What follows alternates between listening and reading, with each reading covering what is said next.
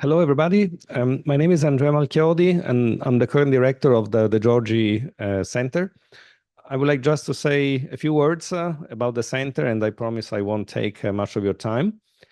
So the center was founded about 20 years ago, formally as a research laboratory of Scuola Normale, but with a goal of being a center of aggregation of the whole mathematical community in Pisa, also hosting external visitors.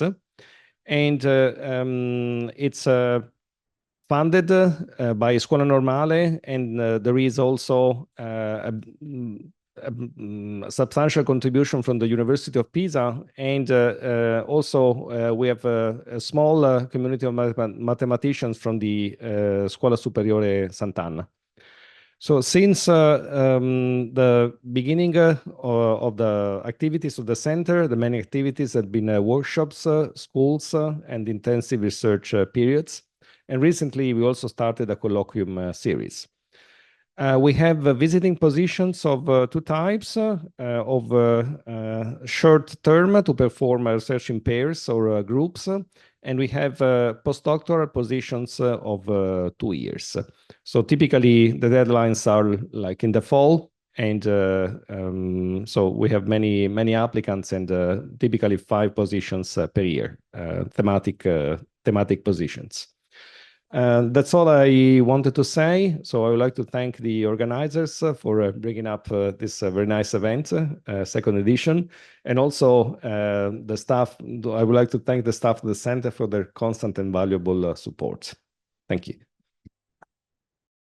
Okay, thank you, Professor Malchiodi. Welcome, everyone. I guess we can start with Filippo Callegaro, and which will talk us about cohomology of quasi-abelianized braid groups. Thank you. So, good morning to everybody, and thanks to the organizer for the opportunity to speak here. So, as we said, I'm going to speak about cohomology of quasi-abelianized braid groups.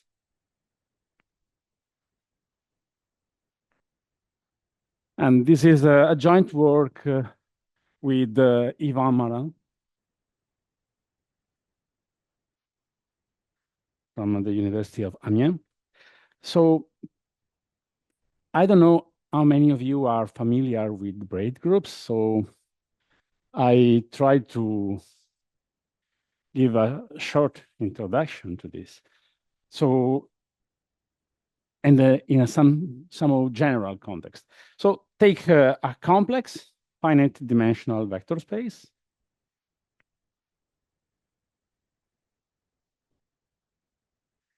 And take W, a finite subgroup of GLV.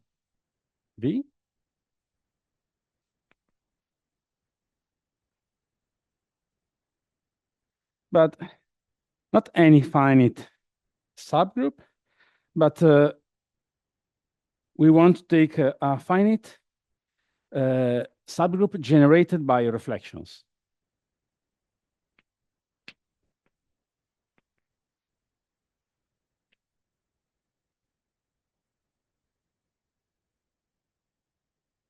What are reflections? Are linear transformation that fix an hyperplane and has a finite order. So.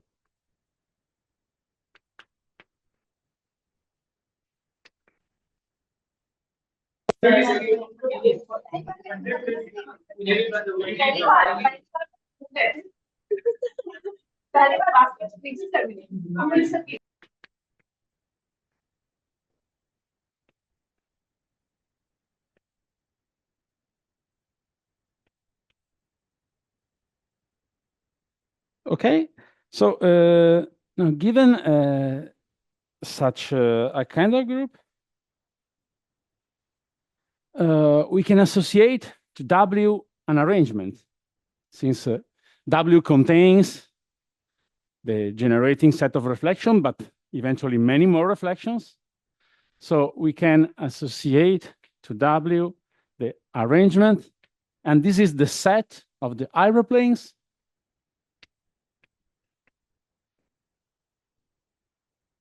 associated fixed by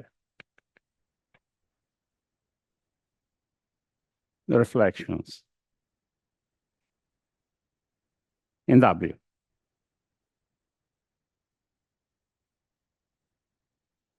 Can you read it? Okay.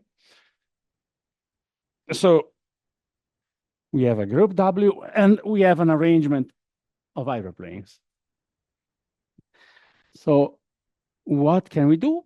Well, W acts on the vector space, and the theory of complex reflection groups tells us that the regular orbit space of W is just the complement of the union of the hyperplanes. So there is a reaction of W on this complement. This is our regular space. And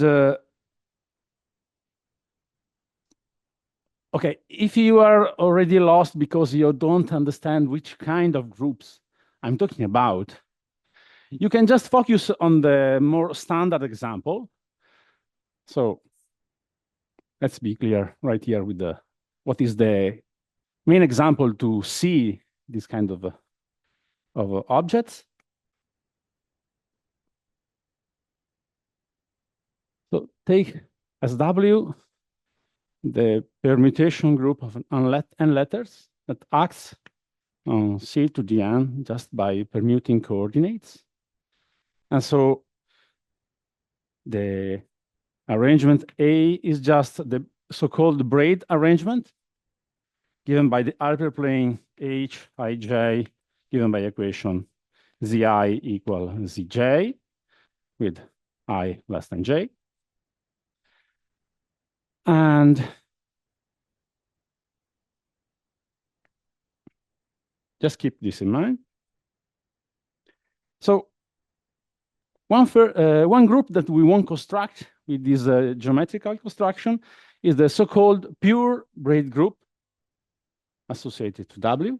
So we call P the fundamental group of this irregular orbit space. And this is the pure complex braid group.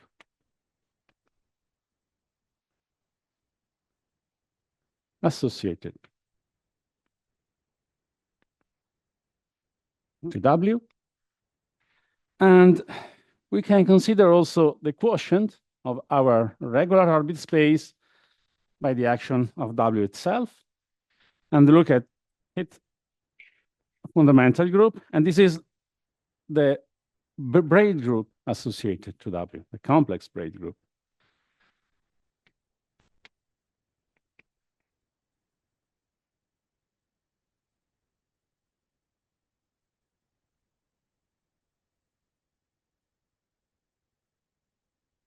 And if we look at the setting of the example, P is the classical pure braid group.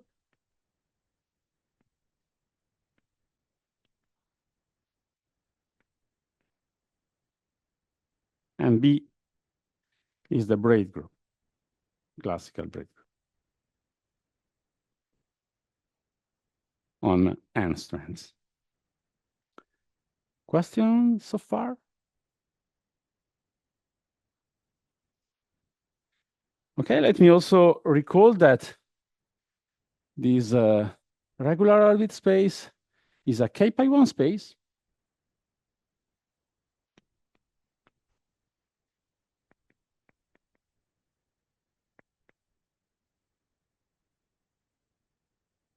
And we are looking to a short exact sequence that connects P, B, and W. So we have that P is a subgroup of B, and B maps to W surjectively. So we have this short exact sequence of groups. But we want to look to abelian extension of W. So what we do, we take the abelianized version of P, and we look at P quotient by the commutator subgroup. And we try to construct the same extension. So we have P quotient by its commutator subgroup, and then B quotient by the commutator subgroup of P. And then W.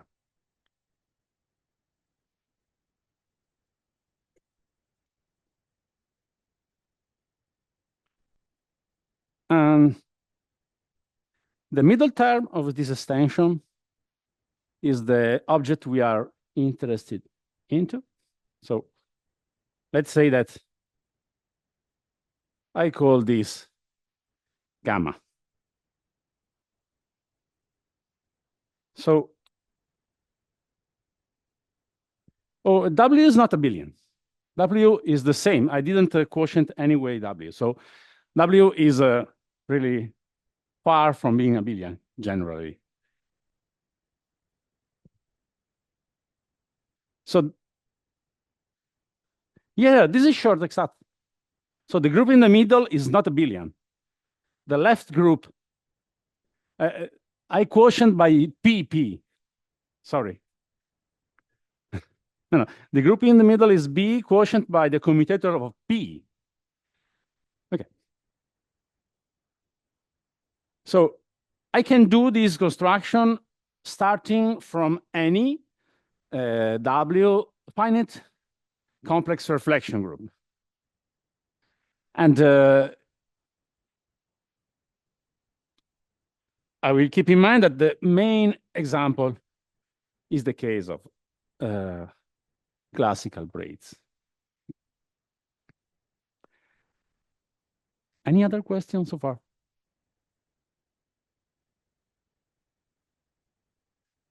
Let me also recall in some more precise way what is this quotient with abelianization of the pure braid group. So the abelianized pure braid group is just a free abelian group, Z2, an exponent, and this exponent is just the cardinality of the arrangement associated to W. Or we can just write ZA to be short. And okay, so we are saying that gamma is what we call the quasi-abelianized.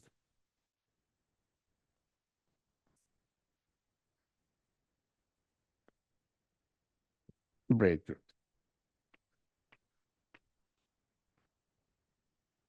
Associate the W.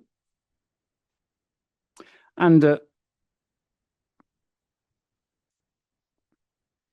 I think you can ask why these groups can be of any interest.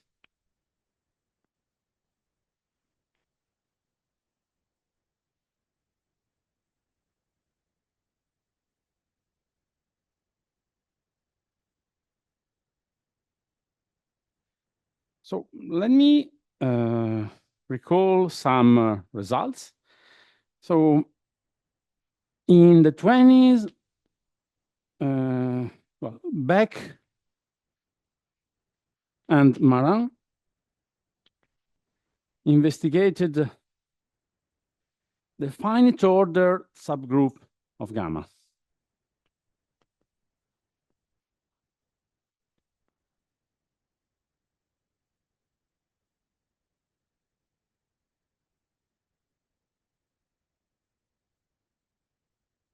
And then the study has been extended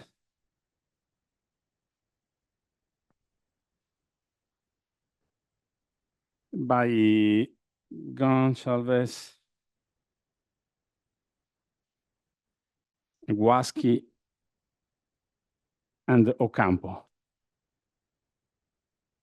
also in 2020. And the results that you obtain are the following. First, I restate the results of Beck and Marin in the case of the classical braid group. So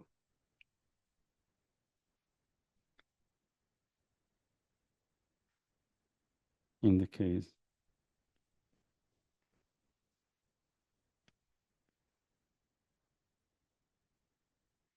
classical braid group case, we have this theorem that says that every odd subgroup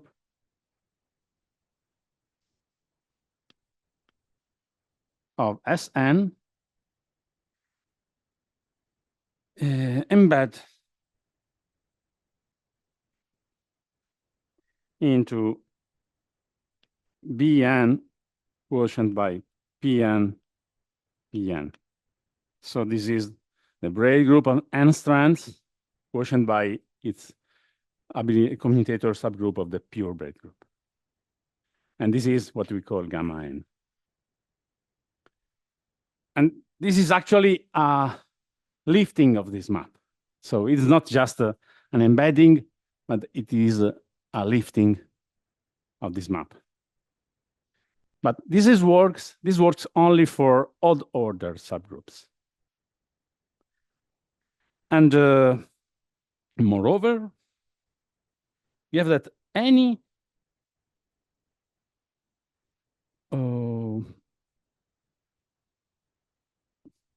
let's say that we can consider the limit group, so the braid group on infinite strands, the pure braid group on infinite strands, and see the limit construction. And we can say that every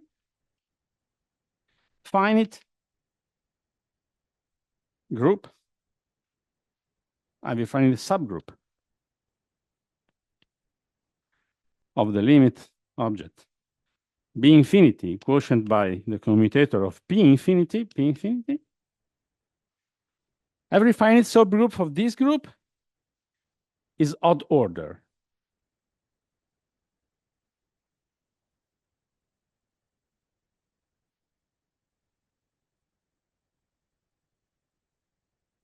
So no even term appear.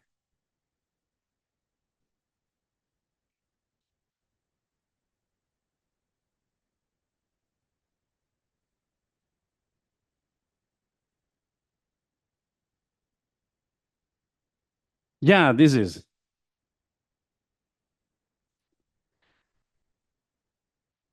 And if you consider Bn quotient by the commutator Pn, and you take a subgroup S, or say G, which is finite, and then you consider the projection on S and the permutation subgroup, well, let's call P this projection, and the restriction of P to G is injective.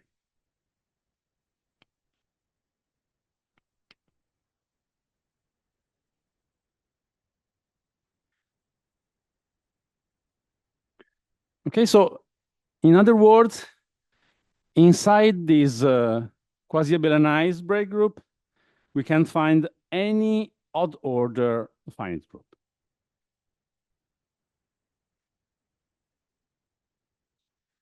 But no even order.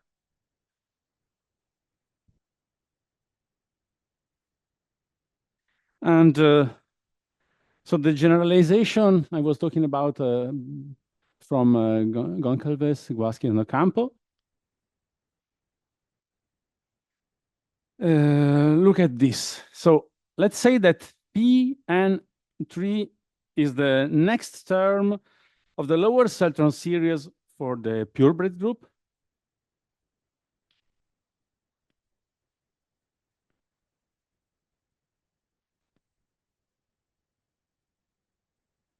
I mean, Pn3 is just the commutator of Pn with the commutator of Pn and itself.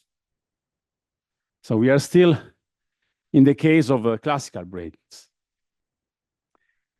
And then we can look at the same kind of a construction, take Bn quotient by Pn3. This is a term of the lower center series. And again, we have that any G inside Sn leads to the quotient if and only if the order of G is prime with 6. So the intuition is that somehow we can kill the order of elements in this way. And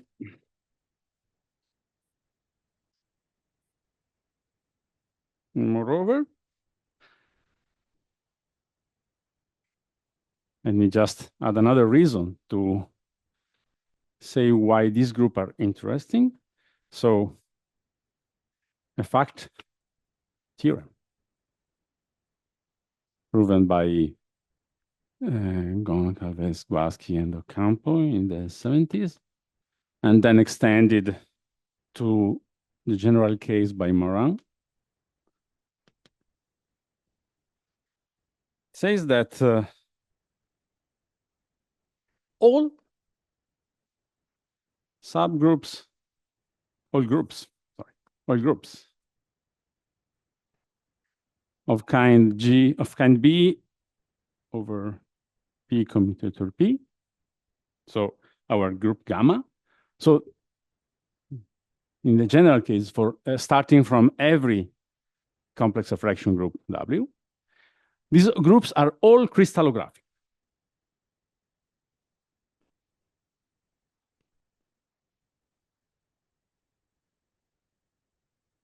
And it means that they are co-compact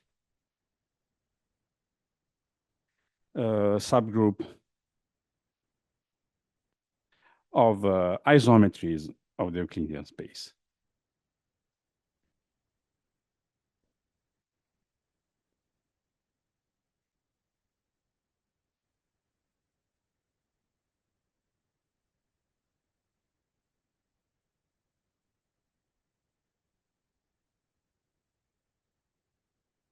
Okay, this is for what concerns motivations.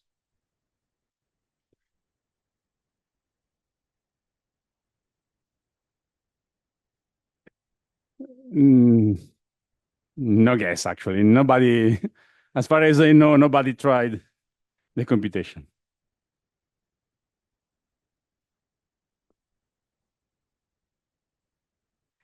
So I tried to say something about the computation we did. We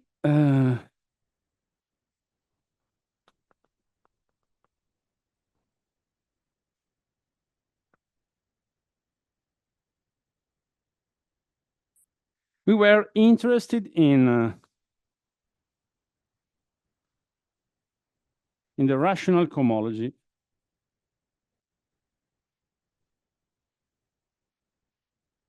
of this group gamma. And starting from the short exact sequence,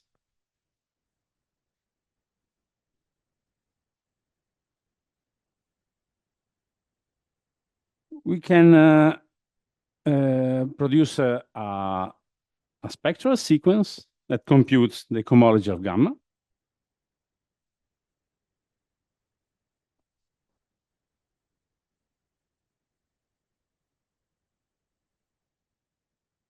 So the spectral sequence has term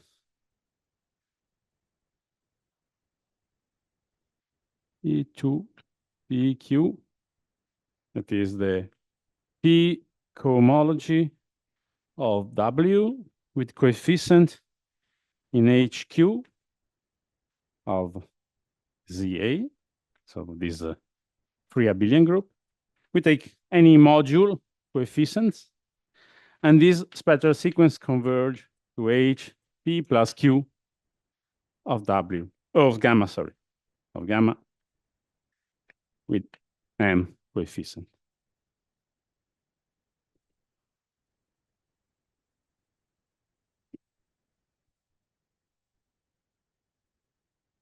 So this was the main tool to get to the cohomology of these groups. And actually, it turns out that this computation can work quite smoothly. So let me state proposition that if M is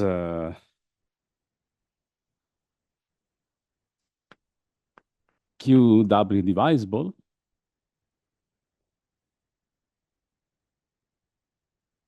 oh, sorry, if M is a QW module, then the Q cohomology of gamma coefficient in M is just the Q cohomology of ZA coefficient in M W invariant. And the proof is that M is divisible by the order of W, since W is a finite group, and this is a vector space over Q. And so this implies that HP of W with coefficient in HQ of ZA of M. This is 0 whenever P is greater than 0, and it implies that H0 of W with the same coefficient is just the module of invariance.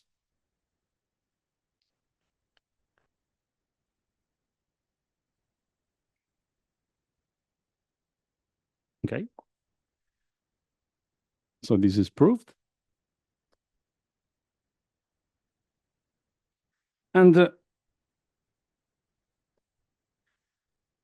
so let me say something more about this object that maybe looks mysterious, but actually is really simple. So if you take, for example, trivial coefficients, and we consider the cohomology ring of Z of A with coefficient over Q, well, this is, just think to this. ZA is just a free abelian group of rank, the cardinality of the arrangement.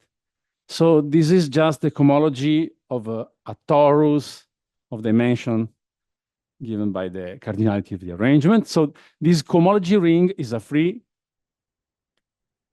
exterior algebra on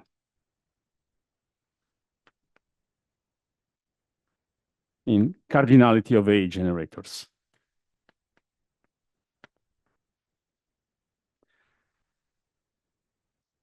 Okay, these and the action of W on this cohomology,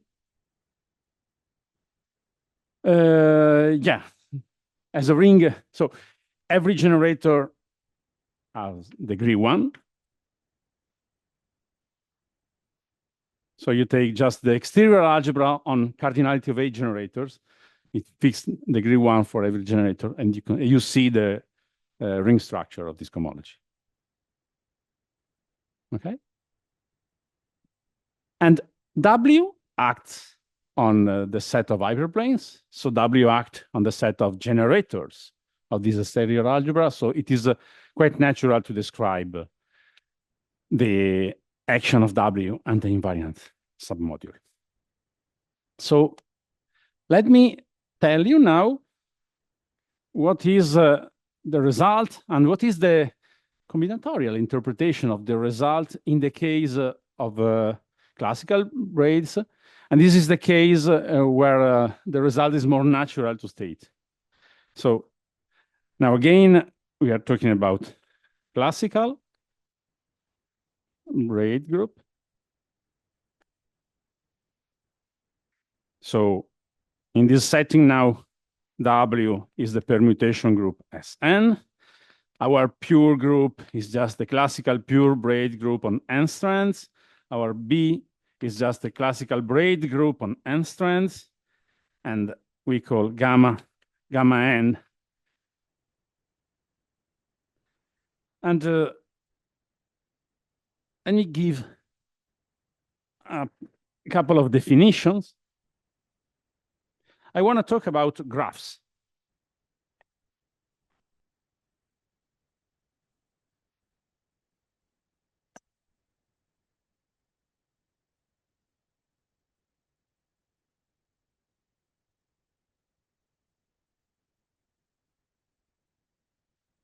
So in my notation, G is just the isomorphism set of isomorphism classes of graphs, finite graphs.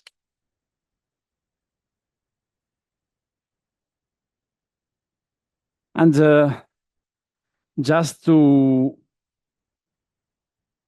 make it easy to think to them, I say that I want to discard isolated vertices. So I just think to graphs without isolated vertices.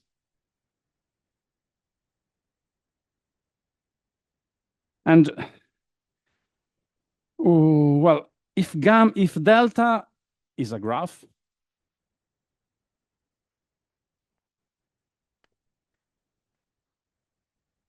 well, I want to call it invariant. So I'm defining invariant.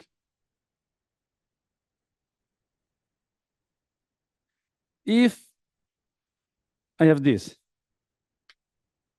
So I want to look at to a graph, delta, and I want to look to the automorphism of the graph. And I want to see if the automorphism of the graph induce even or odd permutation on the edges. So I call delta invariant if all automorphism of delta induces an even permutation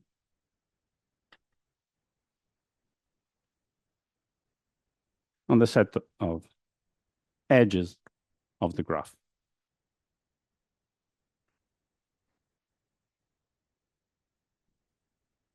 Okay, is this clear? So I just come with an example, but let me add one more line of notation. So I call D the set of isomorphism classes of invariant graphs.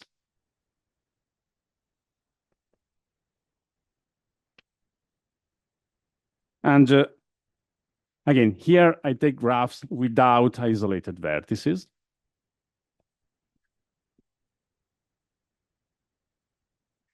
But now I need to say that Dn, with a small n, is the set of isomorphism classes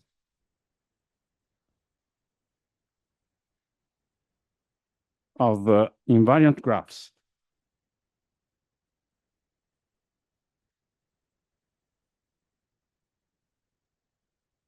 On n vertices. And now also isolated vertices are allowed.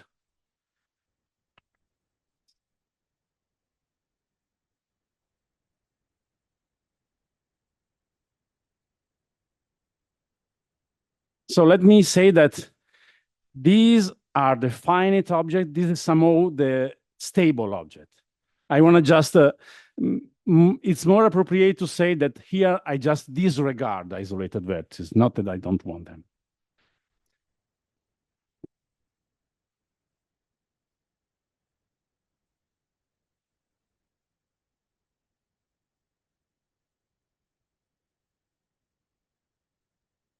So the example is D4. So we want to graphs on 4 vertices, but invariant graphs. And the first example is just graph without any edge.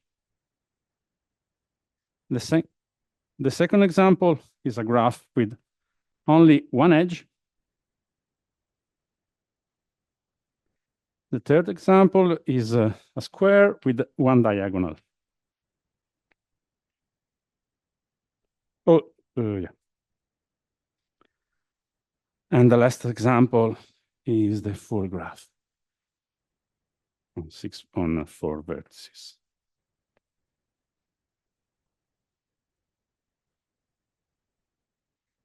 So you can just check that these are the only graphs on 4 vertices where every automorphism of the graph induces an even permutation of the set of edges.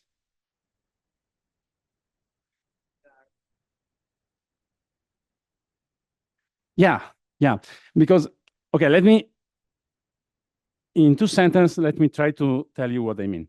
This is D4, but if I add an isolated vertices here, this belongs to D5. And if I add one more, this belongs to D6. Okay, but I want to keep track of the part without isolated vertices. So I just say that this is my representative inside D. This is what I mean. So I want to take any kind of invariant graph, forget about the isolated vertices, and this will be the representative in the set D. Yeah, this has a representative in D2. And what we are doing here, adding isolated vertices, is just what will correspond in terms of cohomology of gamma, will correspond to the stabilization process. We see that here we have a group given by associated to an index. The index is given by the number of strands or the number of points that we permute.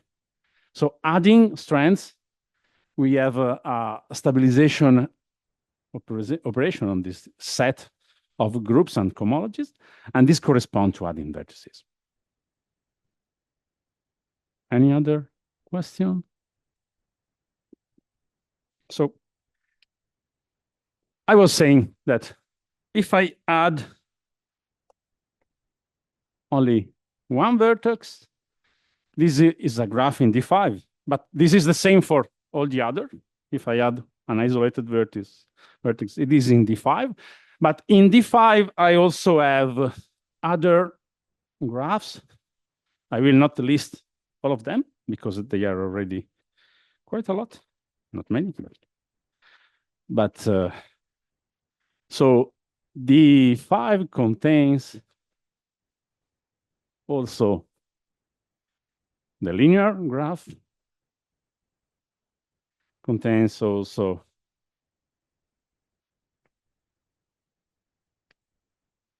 this graph, then contains also a square with a tail and a pentagon.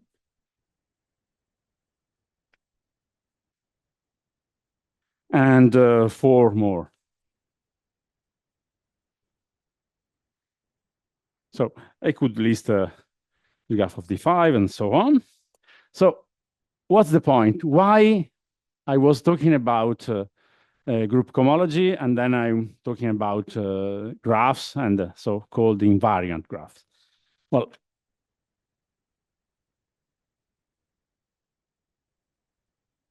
we can state a theorem.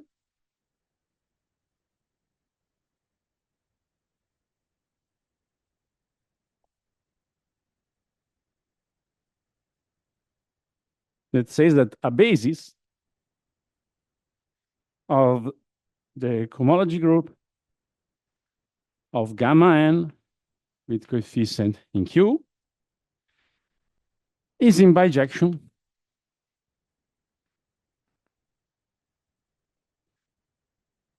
with Dn. And the way we map an element of Dn to an element of the cohomology is the following. We take delta, and we map to an element that we call alpha delta. And this belongs to the cohomology in degree E of delta. So in degree as much as the number of edges of gamma n, Q. And the idea is that we need to fix an order on the vertices of the graph. So for example, let's take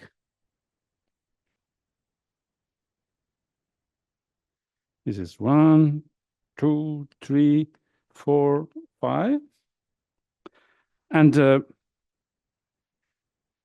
so for every edge of this graph, I write a generator of the exterior algebra that is the cohomology of ZA.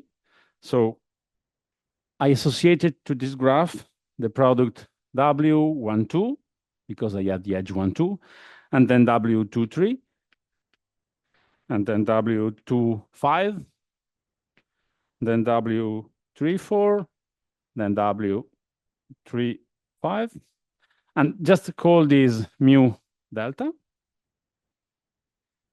And then I want to act with a sen.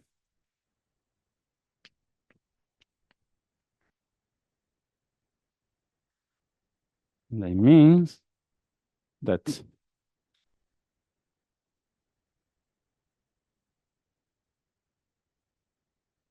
the class alpha delta is just 1 over,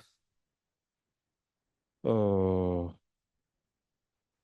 we are in the 5, so 1 over 5 factorial now, sum for sigma in S5 in this example of the action of sigma on mu delta. And this will be our representative. So these elements, omega ij, are just the generators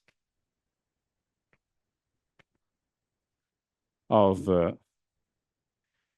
H, Z, A, and of Q. Remember that this is the braid arrangement. So the hyperplane of this arrangement are the hyperplane Hij given by the equation Zi equal Zj. And for each hyperplane, we have the corresponding generator of the stereo algebra. So this is a way we can associate to this cohomology, to the basis of this cohomology to the set Dn. And I can say something about stabilization.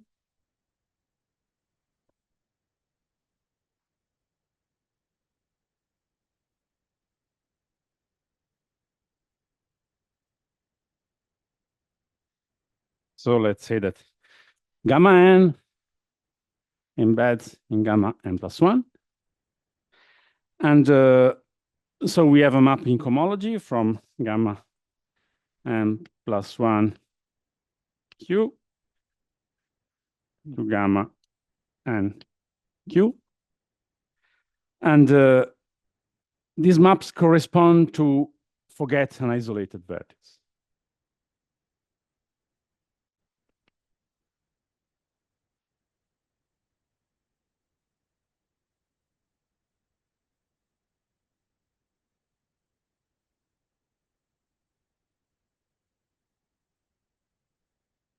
And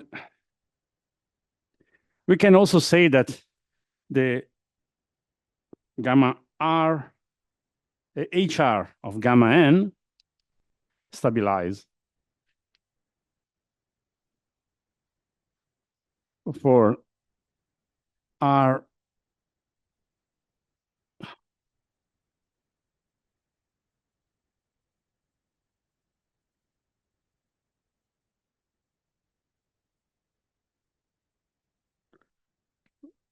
less or equal than 2n.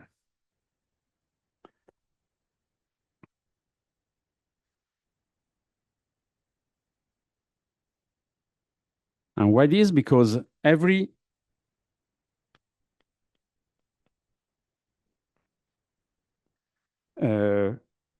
graph with r edges can be as at most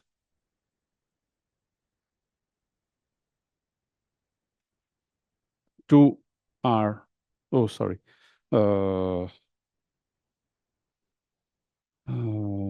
want to say n greater or equal than 2r. Yeah, every graph with r edges has at most 2r non-isolated vertices.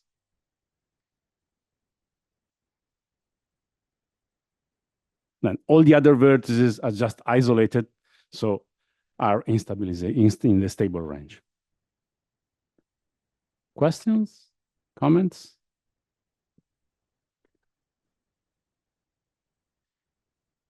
Okay.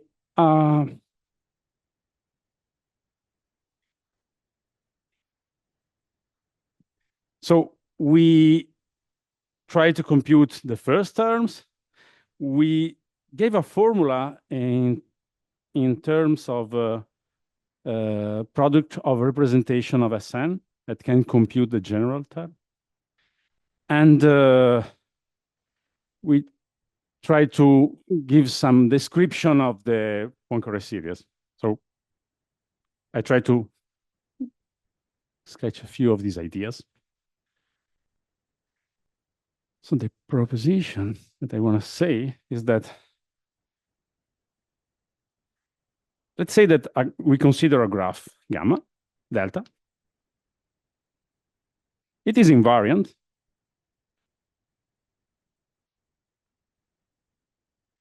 if and only if, well, we want to look at its connected component. So if and only if its connected components are invariants, since any automorphism of a connected component extends to an automorphism of the graph. But moreover, we need that the connected components with an odd number of edges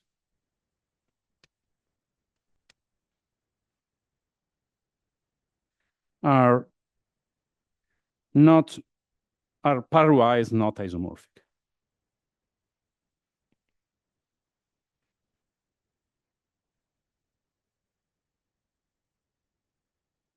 So we can have multiple copies of the connected component with even edges, but the odd edges components must be all distinguished, non-isomorphic. And from these, we can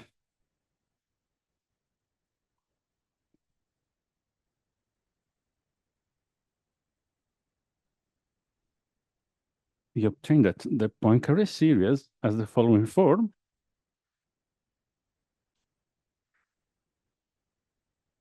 So the consequence is that the Poincare series of the cohomology of gamma infinity, so we are still in the classical case, with a rational coefficient and say that our variable is t. So this is a product of two factors, a big product of 1 plus t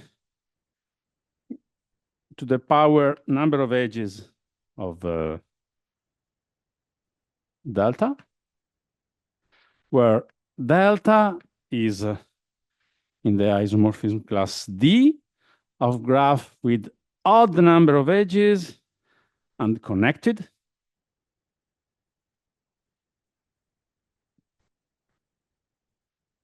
Connected and odd edges.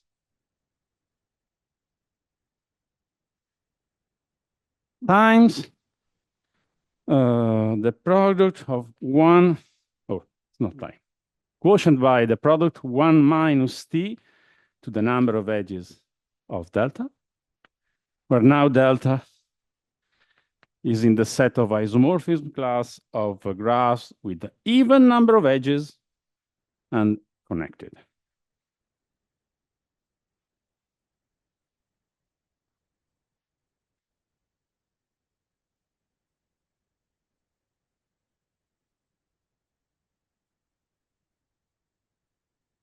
So if you enumerate the invariant graphs, you can write the Poincare series.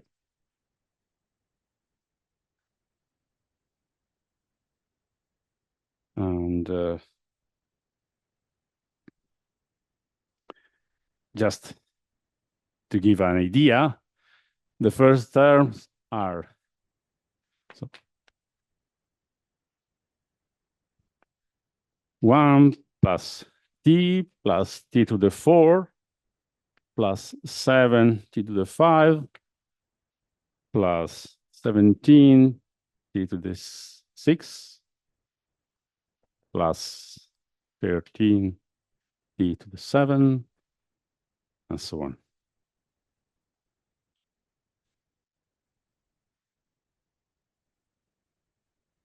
Okay, so how much time do I have? Okay. So I want to sketch two more ideas. The first one is that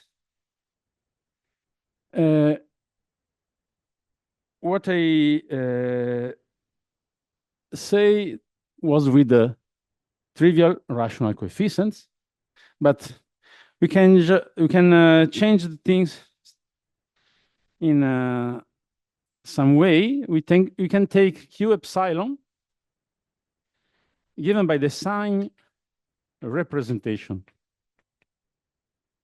of Sn,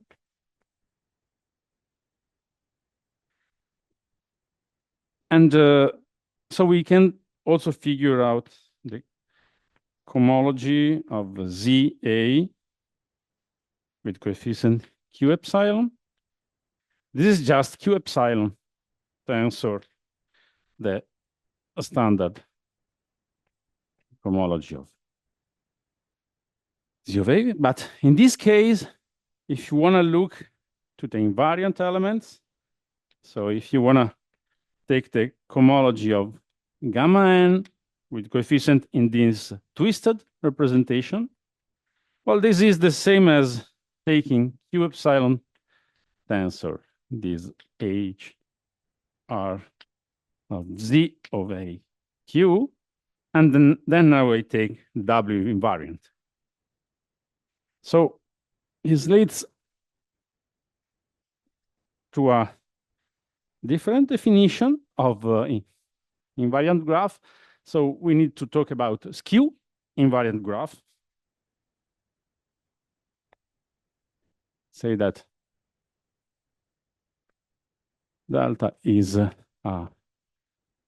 skew invariant graph if so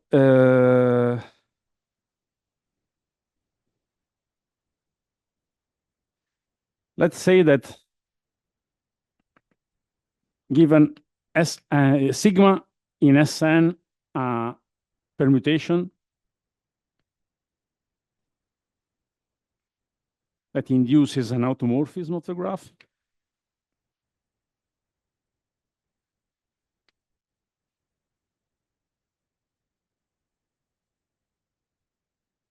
Then we can consider epsilon of sigma. This is the sign of the permutation of vertices.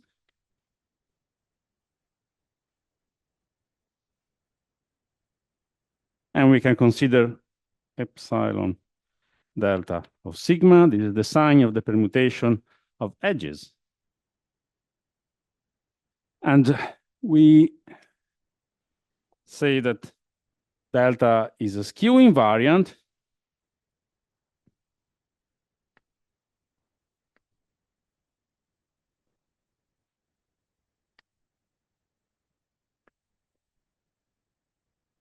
if and only if epsilon sigma times epsilon delta sigma is equal to 1.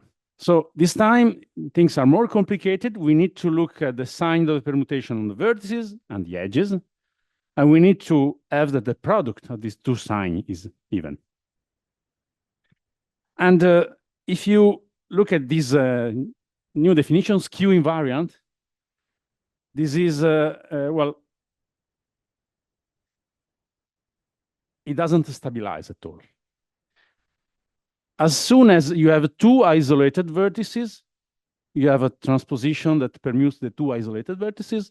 So it is an odd permutation of the set of vertices, but is even on the edges since it doesn't move any edge.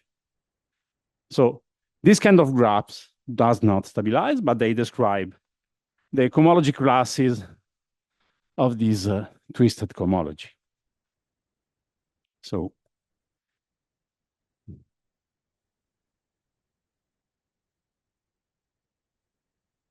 say that the set of skew invariant graph on n vertices is in bijection with a basis of the cohomology of gamma n with coefficient in this twisted representation. An example are triangle or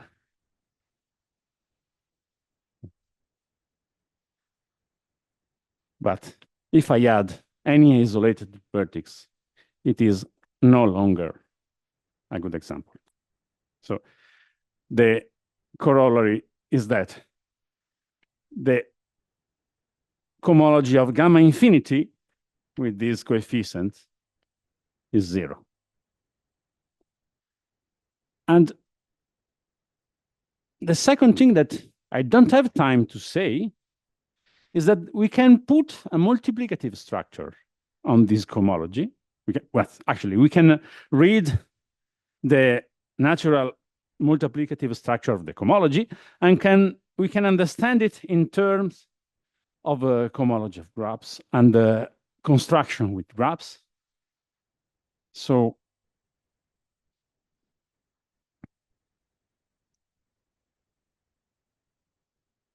we can describe pairings between the classical cohomology and twisted cohomology. So we have that. If you take tensor product, for example, of Z, A, N, Q, tensor Z, A, N, Q, this maps to Z, A, N, Q. But if we put a Q epsilon here and a Q epsilon here, well, this representation tensor itself is just the trivial representation. And if we put a Q and a Q epsilon, we land in Q epsilon. So this gives us a multiplicative structure that gives some pairing between the two kinds of cohomology. But for example, the kind of product that we have is of this kind. If you take a linear graph on 5 edges, and we multiply its cohomology class with the linear graph with 1 edge, then we obtain one of these minus one of this.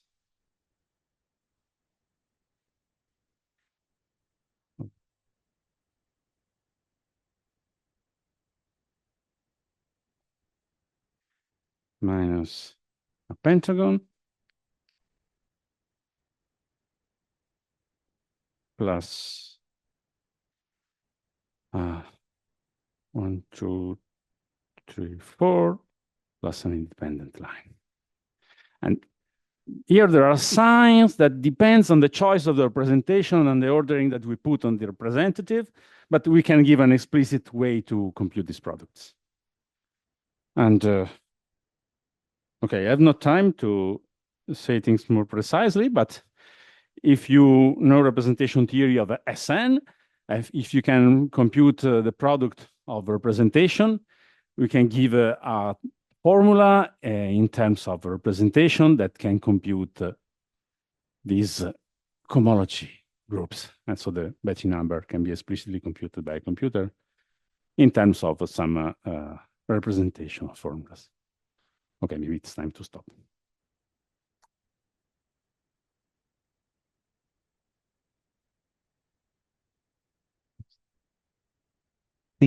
Thank you, Filippo. Are there any questions? No.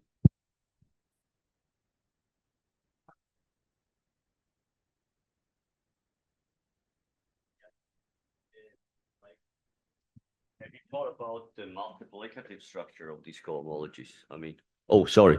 How it works? Yeah, so multiplicative for the, I mean, is it related to the multiplicative structure of the cohomology of braid groups? I mean, there are these Arnold relations or something like this, if I remember correctly, also in that case. Yeah. Yeah. Well, the point is that I'm not sure how interesting can be the map from this cohomology to the cohomology of the braid group, since this is, we are looking to rational cohomology, but the rational cohomology of braid groups is just H0 and H1. So, yeah. So most of the pure one that is. Yeah, if you look at the pure, but I don't think we can map this, the cohomology of pure braids. Thank you. But this is, yeah.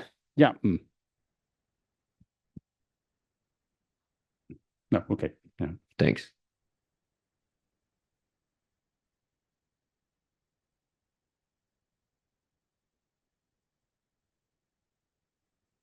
I was just wondering if it's valuable to go back to geometry because, and by that I mean the complement of the arrangement, because some people like to look at the braid arrangement as like there's a complete graph associated to it, and then like we delete a hyperplane for every edge that's in the graph. So for instance, if we have n vertices, then we delete every ij that corresponds to the hyperplane ij. And then you were, I guess, you had these generators that were kind of subgraphs of the complete graph, and then you would permute it inside the full graph. Like, is it valuable to go back to geometry and interpret these cohomologies there? And then, because you could have like inclusions of complements of arrangements and so on. So this kind of... You can see in terms of inclusion, yeah, but I was just wondering if you thought about it. No, what we look at is at what happens in the top cohomology when the generator is associated to the full graph. And the answer is that you can have or not have a sort of Poincare pairing, so a Poincare duality. If the full graph on n vertices is invariant, either skew invariant. So we can look at the full graph for this purpose, but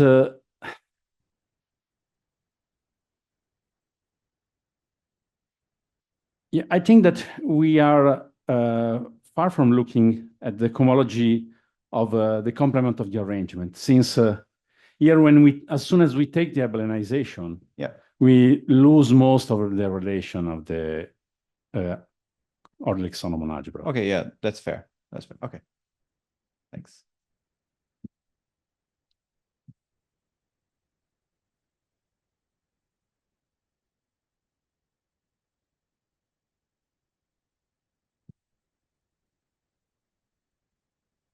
Okay, are there any other questions? If there are none, let's thank Filippo again.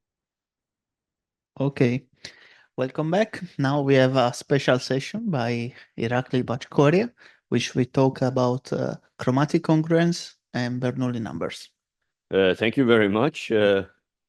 Thanks for the chance to speak. I spoke here as well in the last year, and it was a great conference. And this year, looking forward to the week. So I'll talk about some applications of algebraic topology, basically attempts of applications of algebraic topology in number theory, basically. Fun part of the talk is that you don't really need to know a lot of algebraic topology to understand this talk. You basically need to know some classical facts in mathematics, and I try to keep it as basic as possible. Here and there will be some things I need to use from algebraic topology. Okay, so I start with the orbifold Euler characteristic, and this is an invariant I will be looking at in this talk. And also, I need to talk about certain type of groups, like a nice enough groups. For example, the groups we were discussing in a previous talk is a good enough example. This thing is funny somehow. It's not really compatible with my glasses. Struggling a bit with this, but I think I need to live with that. Yeah, that's okay. Yeah. Okay. So yeah. So we start with the discrete group, and we need some conditions on this group G to define this invariant called orbifold Euler characteristic, which will be an invariant I will define, and then I will use it in some number theoretic stuff. Okay, so I need to ask for some conditions on this group. Do we have a laser? Oh, nice. Yeah. Okay, very good. You see. So this group needs to satisfy some conditions. So the first one is to be virtually torsion-free, which also we had in the previous talk, which was very nice. So there exists a torsion-free subgroup of finite index, which we saw in the last talk. Very good. So there was an example of a group that had that. Another condition I need to ask is some sort of finiteness property. So it's geometrically finite. And we also saw an example of that in the last talk. So I want to ask for existence of a finite GCW complex model for classifying space for proper actions. So if you do know this, then you recognize what this condition is. If you do not know this, basically I'm saying that this group is acting co-compactly on a nice space. And so you are acting on a nice enough contractible space whose quotient is compact. So in the last talk, we had crystallographic groups, which were acting on Euclidean space co-compactly, for example. So this is another condition. So these two conditions are absolutely not automatic. These are two things you need to ask, but they are very common conditions in geometric group theory. So geometric group theorists really like to ask for these two conditions, and a lot of examples in geometric group theory satisfy these conditions. Okay, so, well, what is this in under bar G? Well, maybe a formal definition. It's a GCW complex, meaning that it's built out of these kind of things. So usual CW complex, but now a bit made equivariant by attaching this kind of cosets to it. So you glue these things together, so you make an equivariant GCW complex, so equivariant CW complex. And then, can you still see these, or? Yeah. So the H fixed point space for every finite H is contractible and empty otherwise. Now, I will not write this down, but like you have seen examples of these kind of things. For example, if you have looked at mapping class groups, then you know that the Teichmuller space is an example of that. Or if you have seen, I don't know, which one should I mention? Out FN or something like this. There is something called outer space, if you have seen that, made out of graphs. And that's an example of this as well. So a lot of groups we care about satisfy these two conditions. So from now on, I will assume that all my groups satisfy these two conditions. Okay, so now how do you define orbifold Euler characteristic for such groups? Usual classical Euler characteristic using rational cohomology is defined like that. Again, we were talking about rational group cohomology in the previous talk. So rational Euler characteristic, this is the usual rational cohomology Euler characteristic is defined like that. And under my conditions, which I will be always asking, this is a finite number. I don't have to worry about cohomology not vanishing after some point. It does vanish after some point if I ask for the geometrical finiteness condition. Okay, so that we know what it is. This is surprisingly hard, by the way, to compute. You will see end of my talk. So, and then there is an orbifold Euler characteristic, which somehow turns out to be a simpler thing to compute. If you take distortion-free subgroup of finite index, then you can do the following thing. You can take the rational Euler characteristic, and you can divide it by the index. Example from previous talk again, if you want. I think in that case, the orbifold Euler characteristic will be 0, because the rational Euler characteristic of the torus will be 0, of course. And so going back to previous talk, again, we will see that we can see that in that case this is 0, but in general, of course, this is definitely not 0 and can be something very, very interesting. And I'll show you in a second very, very good examples. Okay, so that's the invariant I care about today. And I want to produce some new formulas for this thing, which you can use in number theory. The idea to use this in number theory is not new. This goes back to many people, and we will mention some names too. Okay, so far so good. Yeah. Okay, so well, as I said, under our conditions, these two things exist because under our conditions, this is well defined, and it's also independent of this choice of this lambda. This is a bit of elementary covering space theory for force-theory algebraic topology, if you want. Okay, so this invariant is well defined. Let's move to the next page. So examples and relations to number theory right away. So here, this is say a special linear group, SL2OK, where K is a totally real field. That's all the embeddings. I mean, it's an extension of Q with all the embeddings into complex numbers factoring through reals. If you like, for example, something like square root of 5, and this is a ring of integers. Then there is a theorem by Harder, Günther Harder, that says that if you take orbifold Euler characteristic of this group, and this is a special value of the Dedekind zeta function of this field at -1. Well, these values in general are not computed, by the way. I mean, you can see some tables of these values, like up to I don't know how many hundreds, but yeah, they are not really computed for all K because, well, there is a very wild sort of family of such Ks, like whole topic of algebraic number theory. Okay, so you can also take the symplectic group SP2NZ. In this case, again, Günther Harder, and by the way, he produced the formula for all arithmetic groups. I'm just giving you now special cases. Then in this case, if you take orbifold Euler characteristic of that, this is a product of these kind of special values, this time of the Riemann zeta function. Fun fact, this is product through all odd numbers, by the way. Yeah, when I write this, I need to should have written zeta -3 first to make sure that there is nothing in between even. Because if you take even negatives, zeta vanishes on that. That's a famous fact. You need to take a product here on all odd numbers. Well, okay, that's very good. And then you can also take the mapping class group of a surface of genus U. I made this joke once on another conference that, of course, genus usually is denoted by G, but I will have so many little G's in this talk.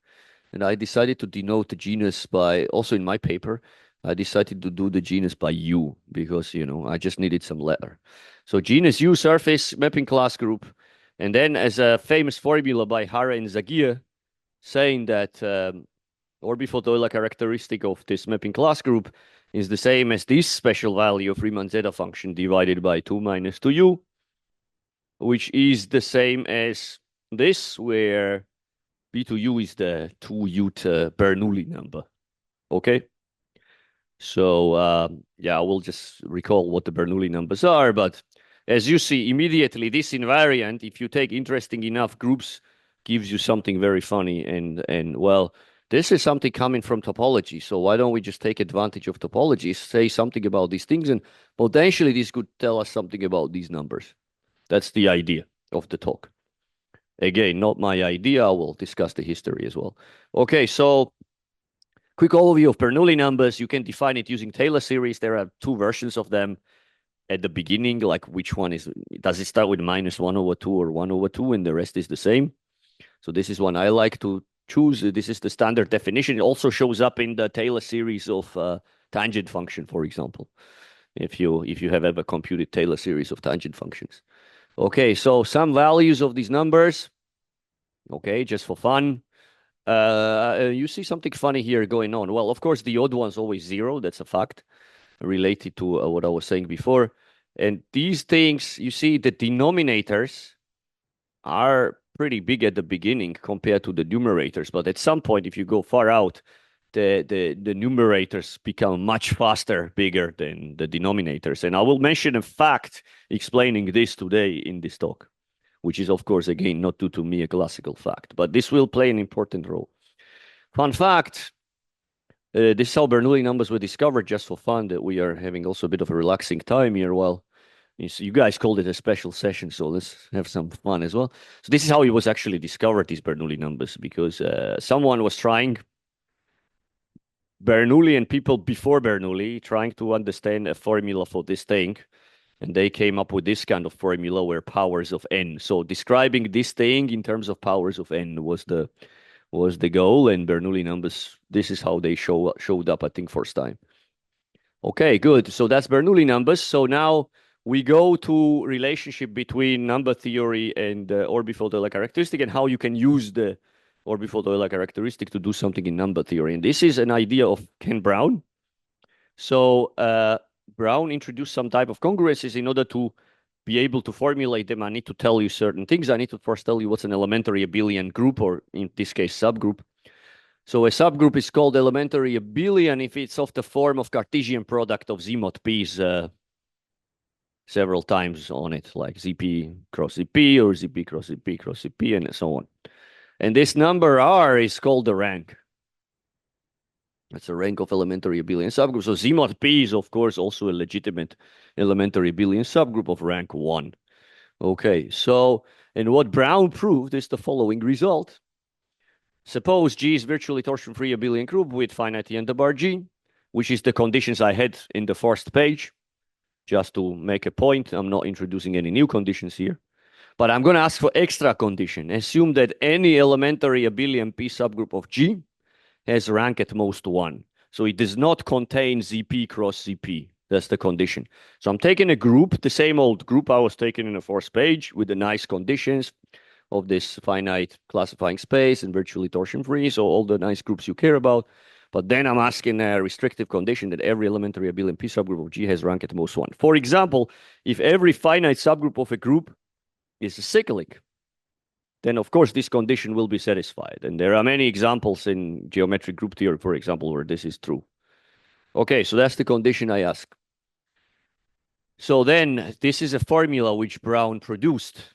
So Brown showed that there is this kind of congruence between orbifold Euler characteristic of G and orbifold Euler characteristics of centralizers of non-trivial order P elements inside this group. So you take any non-trivial order P element, you take all its conjugacy classes, you take centralizers, take their orbifold Euler characteristic, take their sum, divide by this, and these two things are congruent mod ZP. So these two are rational numbers, and I'm telling you they are congruent mod ZP. I'll explain what that really means in a second, but so this is the kind of formula. So in some ways you are trying to understand this. Idea is, okay, I can't understand this, but maybe I can understand the centralizers. You better take your non-trivial elements, because of course you don't want to take centralizer of the trivial element, which would be the full group, the full group itself, right? So the idea is maybe, hopefully, the centralizers have an easier orbifold Euler characteristic, so you can maybe say something about this number. Okay, so recall a group is a rational number is 0 mod ZP. By the way, I forgot to mention that this is a rational number, of course, right? I mean, examples we saw that this was some zeta functions and stuff. So it's always a rational number. Huh? Go back to definition, maybe, just to make a point. Just to make a point, when I define it, it's of course a rational number, right? It's generically always a rational number. I mean, occasionally it can be 0 or integer, but mostly it's a rational number. That's what you need to expect. Okay, going back to our formula, recall this congruence means something is 0 mod ZP if there is no P in the denominator. Okay, so this ZP is exactly those rationals that have no P inside the denominator, okay? And two things are equal mod ZP. Well, you can always do the partial fraction decomposition of your number, right? With the P powers. And if they have the same P fractional part, then you call them congruent mod ZP. So basically, this kind of formula can tell you something about how the part of this rational number looks like that contains the P's in the denominators. So that's what was the idea of Brown. And so let's have a look immediately in an application of this Brown's congruence. Why was this an important result? This was done in 70s by Ken Brown. So main number theoretic input. First I need to mention what's the main number theoretic input for all of the things I'm talking about today, including what Brown was doing. This is a famous von Staudt-Clausen theorem in 1840. There are two papers by these two people in different places, different countries, and different journals, but in the same year. So this is why it's called von Staudt-Clausen theorem. It's two different people. 1840. So let P be a prime, and suppose P minus 1 divides to U, then you have such a congruence for Bernoulli numbers. Okay? So this tells you that the denominators cannot have P square in the prime decomposition. So basically, the denominators of this thing have only one single P for every P in the prime decomposition. This is why in that formula, when I was showing you, denominators were growing very slowly and numerators were becoming bigger suddenly. That's exactly because these prime factor powers do not, increase the denominator so quickly. You only have, now you can add the next P in the denominator, but not P square. Whereas a numerator can go as crazy as you want. Okay, so that's the main number theoretic input for everything I'm talking about today, the classical theorem in 19th century. Okay, so numerators can have any P to the R for any R, as I said before. I'm sort of jumping ahead of my slides. Okay, so now Brown's congruence, we go back to this congruence before I tell you, before I told you the von Staudt-Clausen theorem. This was the Brown's congruence, so let's go and see which groups potentially satisfy these Brown's conditions. I was asking that the rank of any elementary abelian P subgroup for a given P is 1, right? Okay, so the special linear group, this kind of a group satisfies this because this is actually a Fuchsian group. So it only has cyclic subgroups. Finite subgroups are all cyclic. So these groups satisfy, and this symplectic group for P and odd prime satisfies this as well. Only has Z mod P's inside. No ZP cross ZPs. So Brown applied his result to these two groups. That was basically what Brown did in 70s. So I will not go into special values of Dedekind zeta function, but Brown produced the new results for these special values. Okay? These special values were very difficult to study, and Brown actually estimated P fractional parts of these things in many cases. I don't want to go into this because it's irrelevant for my talk. But so Brown actually applied this stuff to say something really new about these values, which was not possible before with analytic number theory methods or something like that. So that's how useful the topology turned out to be. But let me give you an explicit application in this case, which recovers an old result in number theory, but you're going to appreciate how you can actually deduce this type of result using this orbifold-Euler characteristic business, and you're going to see that, well, if I'm in more general situation where the field is more difficult than rational numbers, maybe you can believe then you can discover something new. Okay, so let's see the explicit calculation in this case. I need to recall for you some number theory. I need to recall for you some class numbers. So HP is the class number of this cyclotomic field. It's the cardinality of the class group, which is made out of fractional ideals.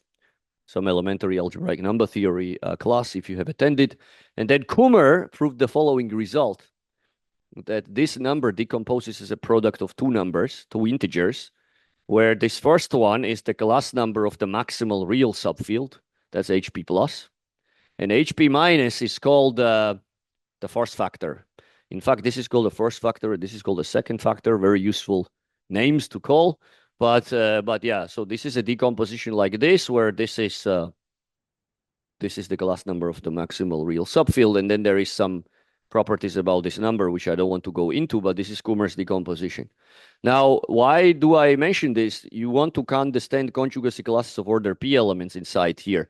Well, to apply Brown's formula, you need to know that, because let's go back to Brown's formula. I need the conjugacy classes of order P elements here. So I need to tell you what are these in the symplectic group. So now I will not mention names. Many people over the years did some work, and you can see that there are exactly these many conjugacy classes of order P elements in this group, where HP minus 1 is exactly this HP minus 1, okay? Centralizers are pretty easy in this case. If you take a Z mod P inside that, centralizer always isomorphic to that. So I need to mention now here some names, probably would fill up this board as well. But like there are some people that actually calculate these kind of centralizers and finite order elements in certain matrix groups starting from 30s, you know, and like this, the work here that is put here, I think goes back to 30s, comes up to 2000s, you know, like so as a lot of people are classifying these type of elements. Any case, so now we have all the ingredients that we can use for Brown's formula. So what's the Brown's congruence in this case? And this is how it looks like. Product of these data numbers is equal to that. I think there is a mistake here. Is this 2 minus? Oh yeah, that's fine. This is an odd number, right? If P is odd, yeah, okay, it's fine. I thought for a second it was even, but no. So yes, so this is the congruence you are getting. This is what Brown's congruence looks like for this group. You see, it's a very explicit formula relating class numbers to special values of zeta functions. This is not a new formula in number theory. It was not discovered by Brown, but you see that it recovers something very non-trivial. Now, these type of formulas are not shock for you, because probably if you have seen some number theory, there is something called class number formula, which also relates special values of zeta functions with class numbers. It's in the same spirit, this kind of formula.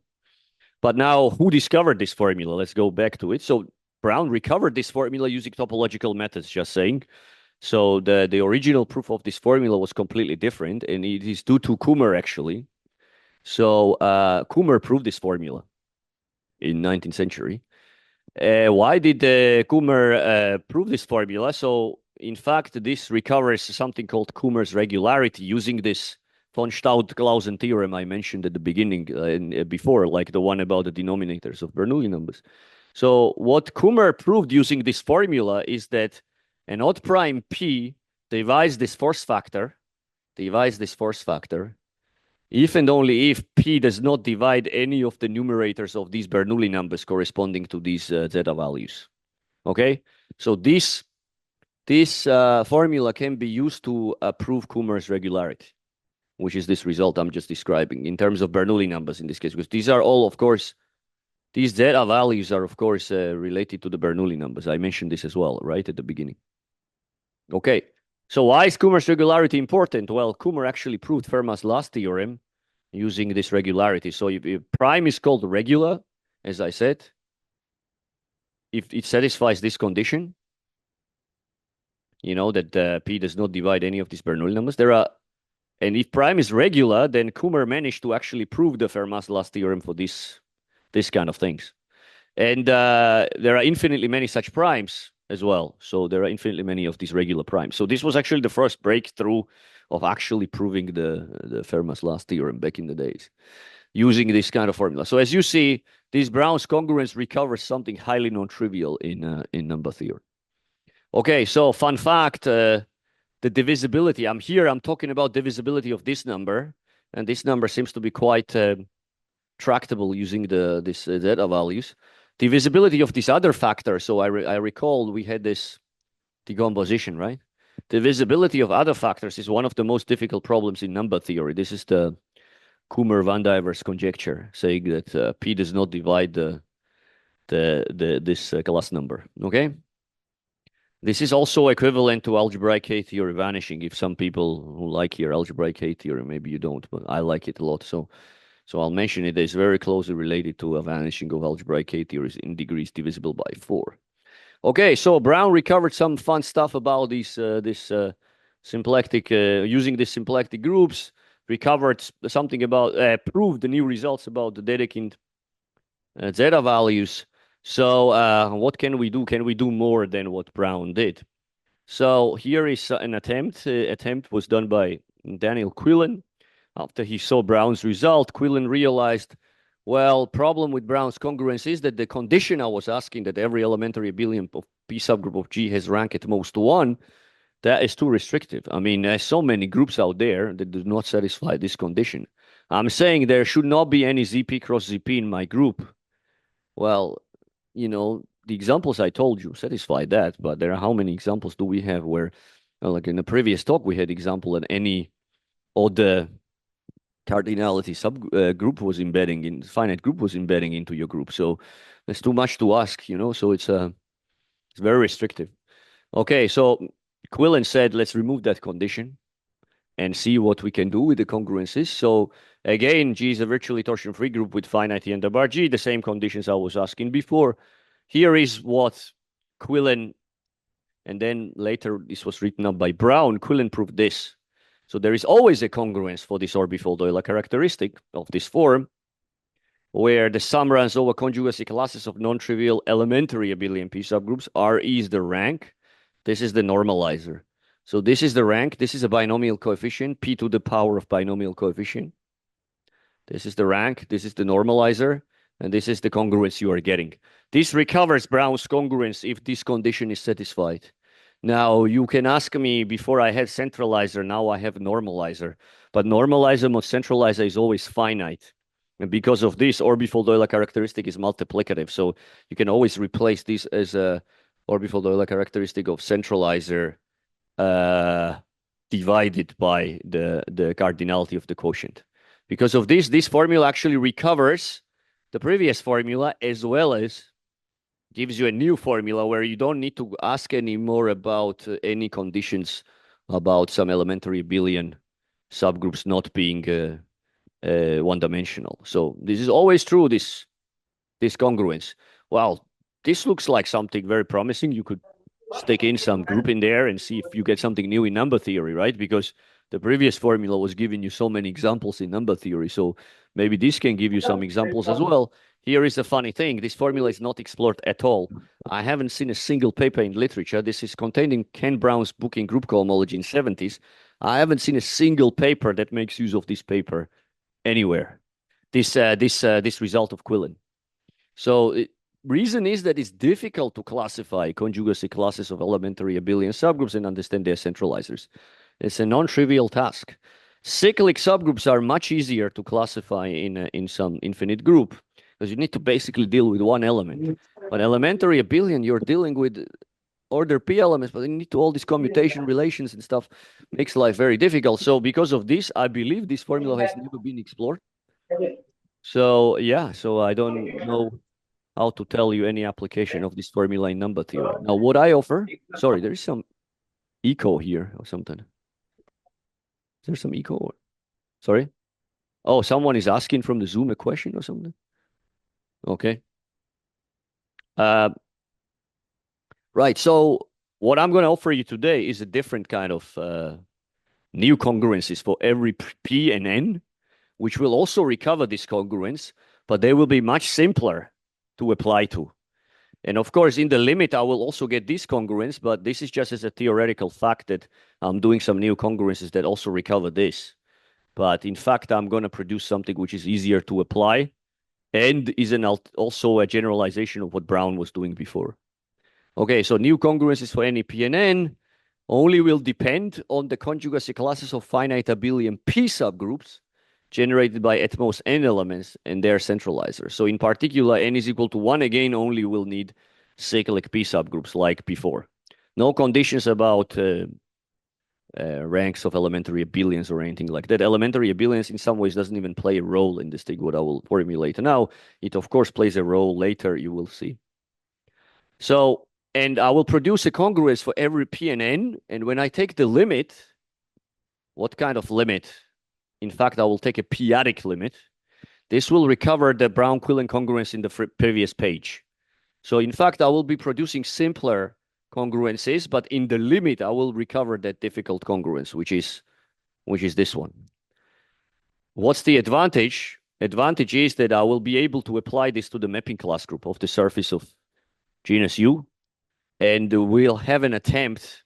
Well, this group has a very interesting behavior. It has these things as well as these things inside. And we'll have an attempt to apply this to Bernoulli numbers and see if I can get something new on Bernoulli numbers.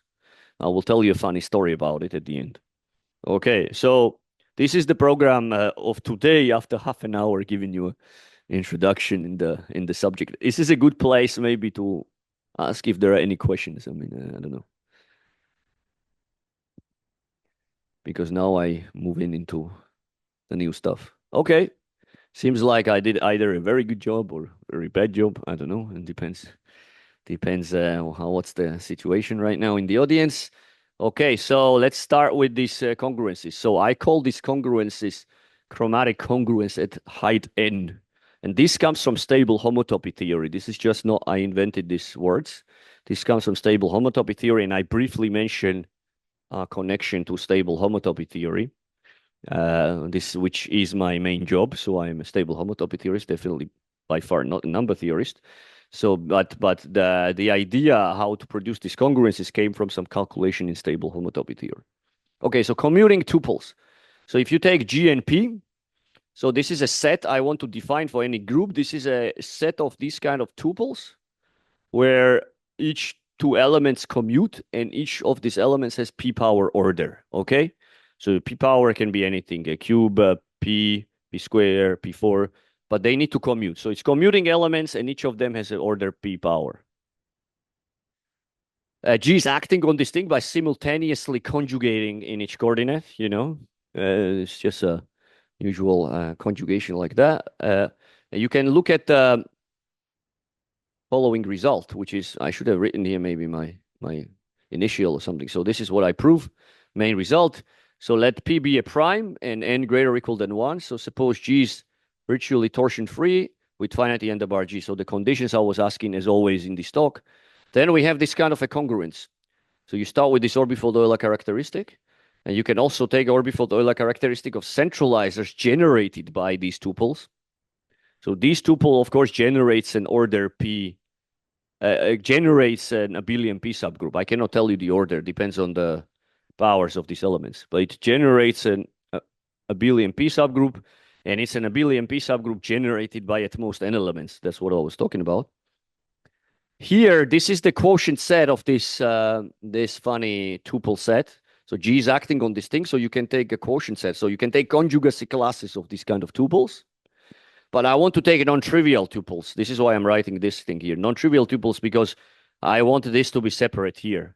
I want to be telling you that this can be computed in terms of maybe something simpler. So I need to remove this trivial tuple because if it's a trivial tuple, then this will be the whole group. In particular, also the central tuples are not really good for me. So if I have central tuples, then I will again have a copy of that.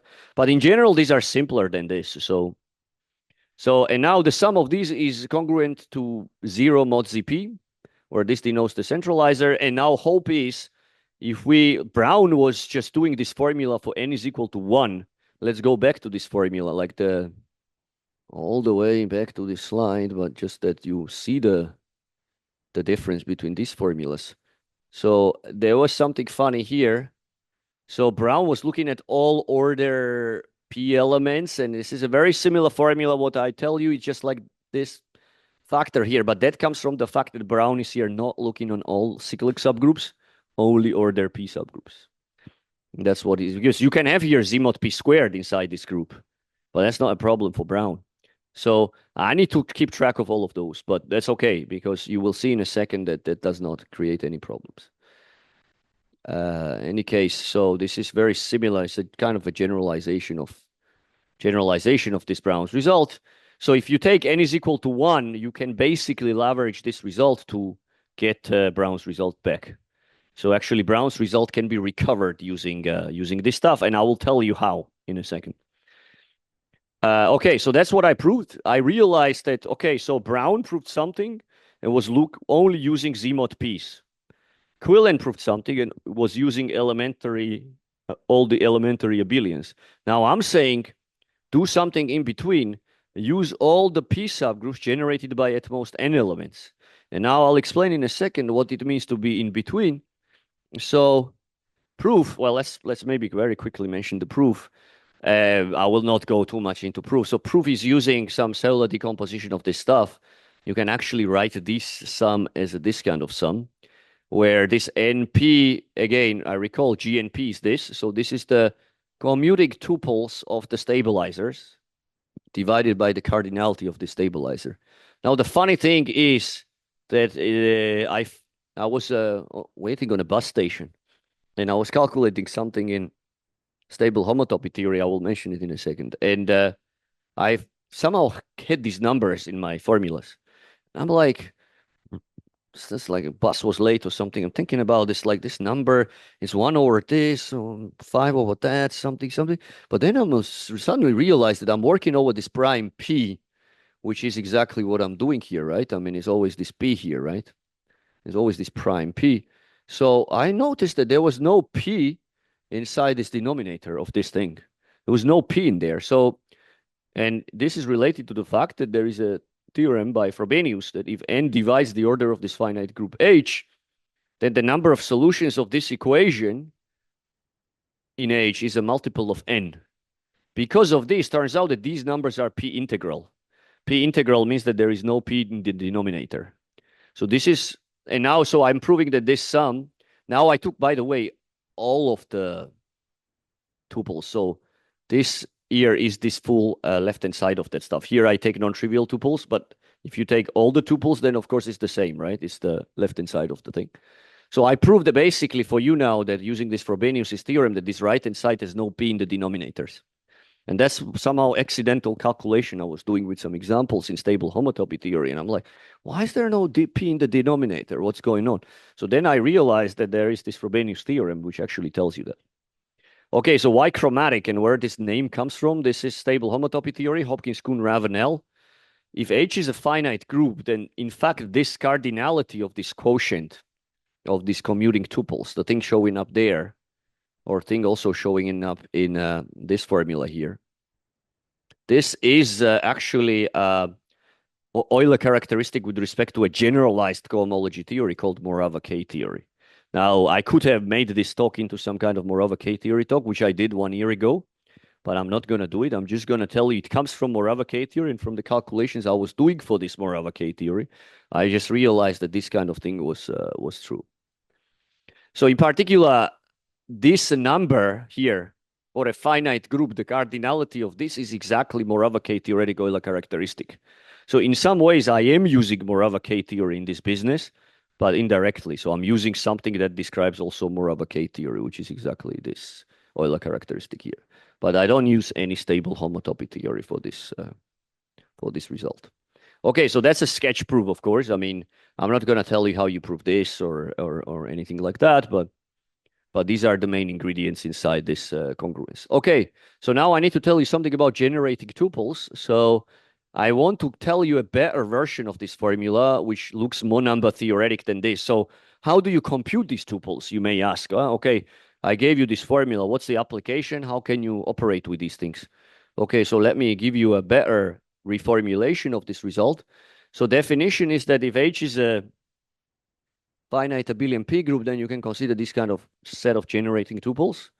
So this is just like these kind of tuples, finite abelian P group that generate H, standard definition. And there is a formula due to Hall, Philip Hall, from 30s, using a Möbius inversion of posets. You can prove that this number of generating tuples looks like that. This is here, phi H is the Frattini subgroup of H. So Frattini subgroup is basically the maximal one you need to divide in order to get the minimal one.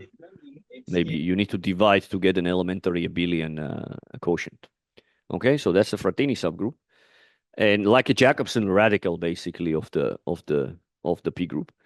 And this is here a P binomial coefficient. This is like a p version of the binomial coefficient. Like you make a binomial coefficient, but with the powers of p. So this is the formula you are getting. So these generating tuples can be described explicitly like that.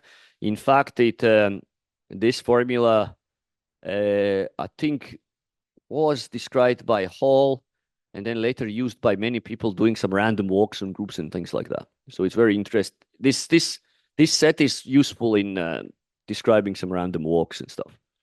Okay, but I'm not using that, just to tell you the motivation why people are interested in calculating this kind of stuff. In any case, this allows us now to reformulate these chromatic congruences, because you see, I have these kind of tuples. If I calculate these tuples in terms of what subgroups they generate, I can use this Hall's formula and tell you a new version of the same theorem, which I told you. This is how this congruence looks like. So if you take this kind of prime and a number, and G is virtually torsion-free with a finite integral G, then you have this kind of congruence, where now the sum runs over all non-trivial abelian p subgroups generated by at most n elements.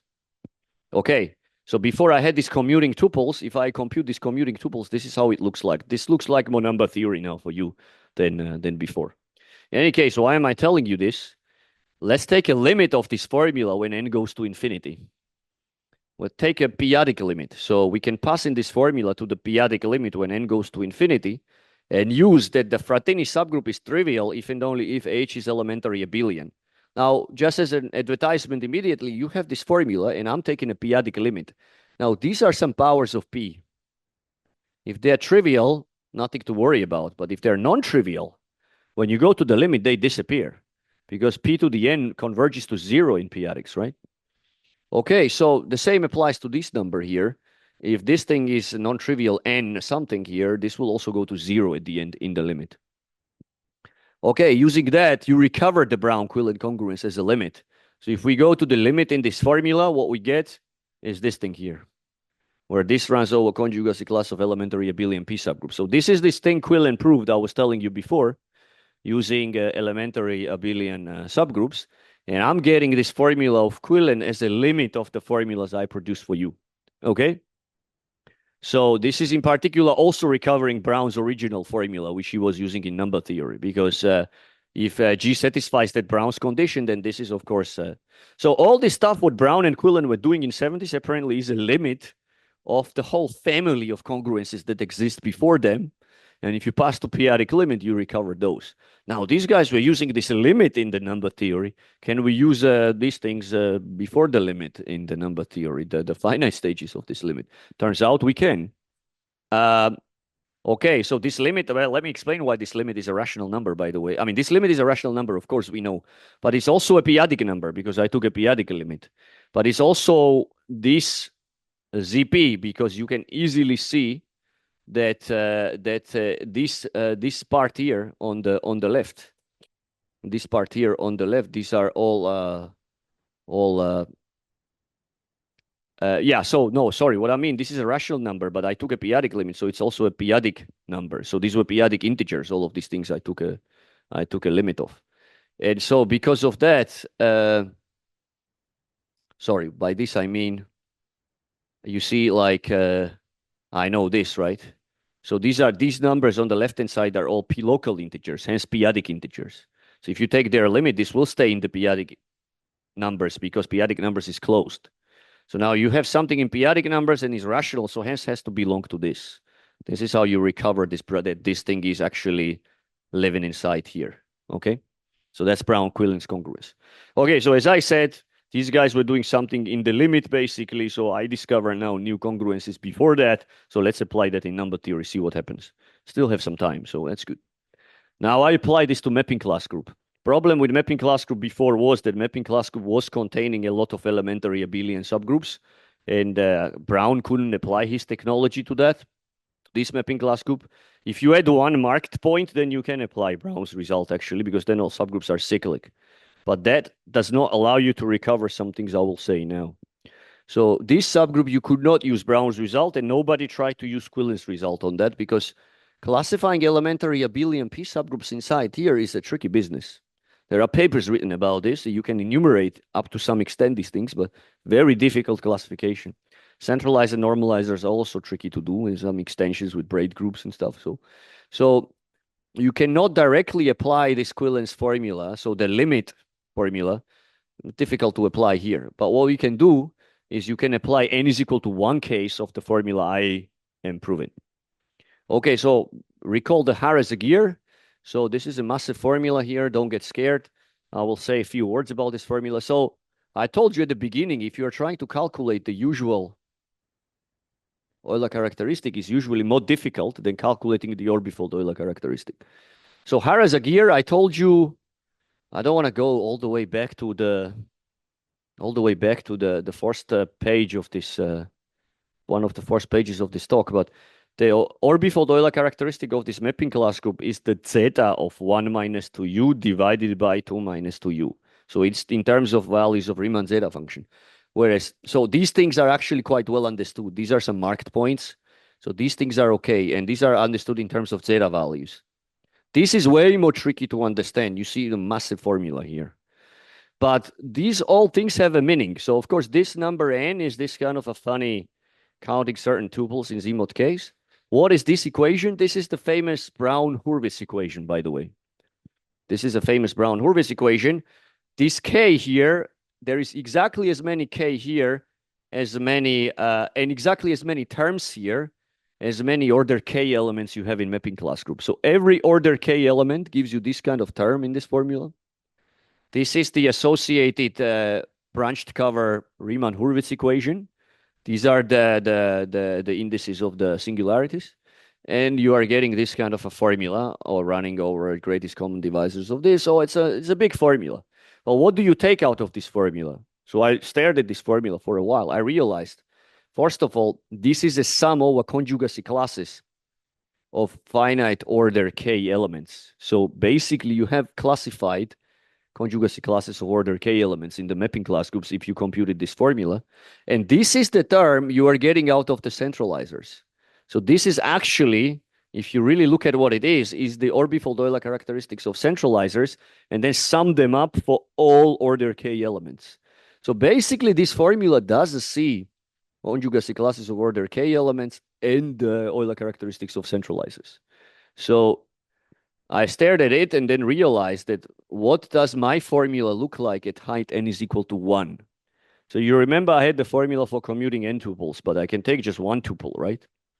So then it's a sum over all conjugacy classes of order p to the n elements, whatever. But after looking at this formula in Harris-Aguirre, I realized that in fact the n is equal to 1 case of my formula is something like this.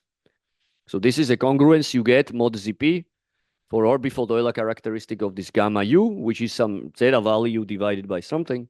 And here is some big sum with some other zeta values. Okay, so you can ask yourself, what is this giving you in number theory? So that's a very interesting application of the formula for n is equal to 1. By the way, I will say something about higher n's in a second, but like already n is equal to 1 case, you are recovering something funny. But it turns out that a lot of terms here are already P integral. So what does this really give us in number theory? So this is some big sum. I know some terms are here P integral. What's the concrete information I'm getting out of this? It looks funny, but like, what's the use? Okay, it turns out that if you really do your homework, and I was doing this for 2 months, occasionally, not going to the office, sitting at home, doing a school maths, literally school maths, simplifying some expressions. You know, do you remember when you were doing like these big expressions in the, I don't know, in the 9th grade or 8th grade or something, like massive big fraction something, and then you're trying to simplify it, and at the end x squared plus 1 comes out or something like that, right? So this was the type of work I was doing for 2 months to simplify these expressions. I recovered some congruences back of Bernoulli numbers. So it turns out that using this formula, and notice that I'm only applying this to this mapping class group, and only n is equal to 1 case. There are so many other cases one could look at. This is the simplest possible case. But already in that case, you recover classical congruences for Bernoulli numbers. So the first thing I recovered was well, take U and take V to be this number, P greater or equal than prime P. I don't recover these congruences in their most generality, but I recover infinitely many of them. So first of all, I recover Kummer's congruences, which is the most famous congruences for Bernoulli numbers after von Staudt-Clausen theorem I mentioned. So Kummer's congruence is a very important congruence in number theory because this is the beginning of defining p-adic zeta functions. This basically is the way to tell you that there is a p-adic continuity of the p-adic zeta function. So that's a Kummer's congruence. So if you take this kind of U that looks like that, this big formula here, if you simplify it like I did, work like a school student, you recover this congruence. That's what it gives you.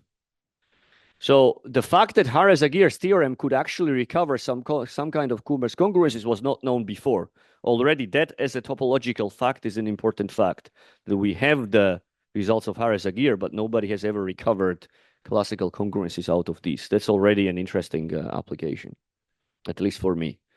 Now, Garlitz's congruence, this is another congruence you recover. If you take 2U to be of this type, then the above congruence recovers this kind of congruence, which is a congruence to Garlitz. Again, this is a generalization of von Staudt-Clausen theorem. And here I'll make a remark. Garlitz's congruence could have been recovered also using Brown's congruence. So in fact, Brown could have gotten this before, also as a special case of his congruence. But of course, Brown didn't apply it to the mapping class group, the stuff what he did. But Kummer's congruences cannot be recovered any of the methods known before because this does... having denominators here is forcing you somehow to use the formula what I said. You cannot use any formulas of Quillen and Brown to recover this. Okay, so that's Garlitz's congruence. And now here is a funny story. I still have another 7 minutes, I think. Funny story is that I actually thought that I discovered a new congruence for Bernoulli numbers. Imagine, these things are known for 500 years. And I go out there and like, wow, I discovered a new formula for Bernoulli numbers. I was like suspicious about this. The thing is that I call this now Cohen's congruence. If you take these type of numbers, then this formula here recovers. This formula recovers this kind of congruence. This is the failure of Kummer's congruence. Here, I ask for some condition. I ask for this condition, and then you have Kummer's congruence. If I drop this condition, then there are very few things known in the literature about what this difference is doing. And I thought I discovered a new congruence like this for 2 months, basically. I was like, wow, I discovered a new congruence. I Googled, I went everywhere. I asked some number theorists, very famous number theorists. They didn't know anything. And then suddenly, what's the best place to find something you proved and it's already known? Math overflow, of course. I was looking for something completely different on Bernoulli numbers. And then by accident, I stumbled upon Henri Cohen's post himself, where he's saying that these kind of formulas are not written up anywhere. And he wrote this up in his 2007 book in analytic number theory, and he proves it using L functions. Now, of course, Cohen's formula is more general because he doesn't have to ask U and V of this form. They can be more general. I have to do this, but in this special case, I do recover what Quillen did. I thought for a long time that I proved a new thing in Bernoulli numbers, but, well, it's 500 years old subject, so it's a bit difficult to really prove something new. But again, I recall this is a very special case of the formulas I was talking about. It's just n is equal to 1 case. Okay, so note this divides in this case is exactly the failure of Kummer's congruence. And Cohen's proof is just like hardcore analytic number theory, some L functions and stuff. Now, I don't need any of this stuff, but I need Harris-Aguirre, of course. I need the geometry of moduli space. Harris-Aguirre is not analytic number theory, but does use some tricks, some serious tricks from number theory to also prove this result, like some magic with power series and stuff. Okay, so this is all these 3 things are everything you recover out of this formula. If you really sit down what this formula really gives you, case by case, this is the one it gives you, this is another one it gives you, and this is another one it gives you. Again, this means that using this type of congruences, we are recovering something serious in number theory. Now, unfortunately, I do not have any so far new results in number theory, actually new results in number theory that was not known before using these formulas, but this is, of course, on agenda is the next step to do. I will talk about this in a second. But here is just to write out all the congruences for this group. Now, I was talking to you about n is equal to 1 case. Now, let me do it for all n. But again, in this case, you are not recovering anything new. Let's go through all the congruences we talked about today for this group. This is the forced mapping class group, which has a Z mod 1 conjugacy class of Z mod P cross a Z mod P inside, okay? Just to see what happens in that experimental case. So let's take U is equal to that and V is equal to that. U is the genus, V is the companion genus of the lower surface. So chromatic congruence at height n, the congruence I'm proving for these groups looks like this. There's some kind of zeta value here, some kind of zeta value here, and this is how it looks like. If you really write it out, this is how it looks like. Of course, some of these terms will go away if n is large enough. But for n is equal to n, these terms are still there. Okay, so that's basically the congruence which I proved. This is the n is equal to 1 case, which I discussed just in a second. So this is equivalent to the Cohen's congruence. This is equivalent of this congruence to that congruence in this particular case. So that is just different form of writing that congruence in terms of Riemann zeta function. Now, what happens with the Brown-Quillen congruence, the one I was getting in the limit? If you go to the limit, it looks like this. You see how much different it is from these two? Like here you have this term. In particular, you will, n is equal to 1 does not get rid of this funny summand. But if you go already n is equal to 2, the limit and n is equal to 2 case are the same, which is not surprising, by the way, because if the group has cardinality max p squared abelian p subgroups, then this infinite limit can be attained on a finite stage. So once there are not enough big enough finite subgroups, this p-adic limit I was taking for you was actually stabilizing at some point. So that's what happens. But as you see, all these three congruences are just different. So like especially these two are very, very different congruences. So this is basically what Brown and Quillen had to discover, whereas this is what we discovered today. And there is a non-trivial number theoretic difference between these two. It's again the good old von Staudt-Clausen theorem. So if you really look at what's the difference here, why is this congruent to 0? Why is this congruent? You subtract them, you get actually this congruence. You rediscover the von Staudt-Clausen theorem, which is of course cheating because in the proof of everything I was talking about today, I was also using von Staudt-Clausen theorem. In any case, so as you see, these formulas already in this simple example give you something interesting, but again, none of these are really new results in number theory. Now, hope is if we go for higher genuses, and try to write out these kind of formulas for higher genuses, and there is a hope for that because Broughton actually classified a lot of finite subgroups in mapping class groups.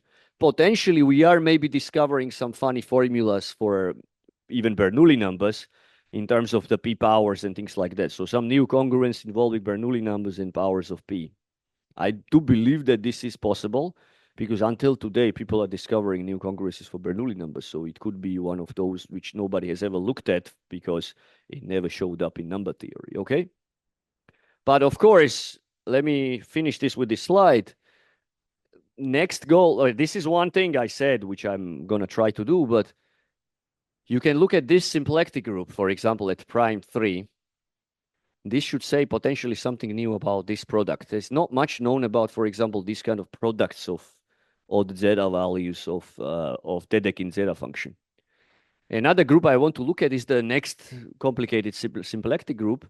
Again, in this case, this should say something about these kind of products and some class numbers, like it did before without 2.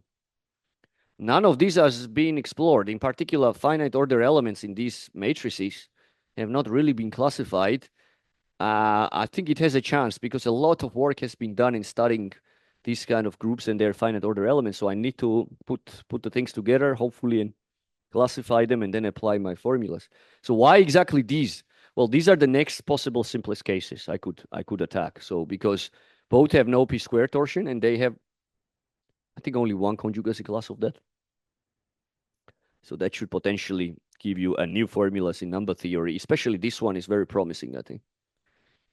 So this chromatic congruence is at height 1. I was looking at should not be too bad. Even higher heights would be interesting to see. So if you apply these formulas for these two and you understand all the data you need to apply this formula, pretty sure you're getting something new in number theory which has not been addressed before. And it will not be shocking that these methods give you this, because as you saw, these methods are giving you very classical things in number theory. Some of them even non-classical. I wouldn't call Cohen's result super classical, because as I said, he was first in the literature in 2007, according to Cohen himself. Okay, yeah, thank you.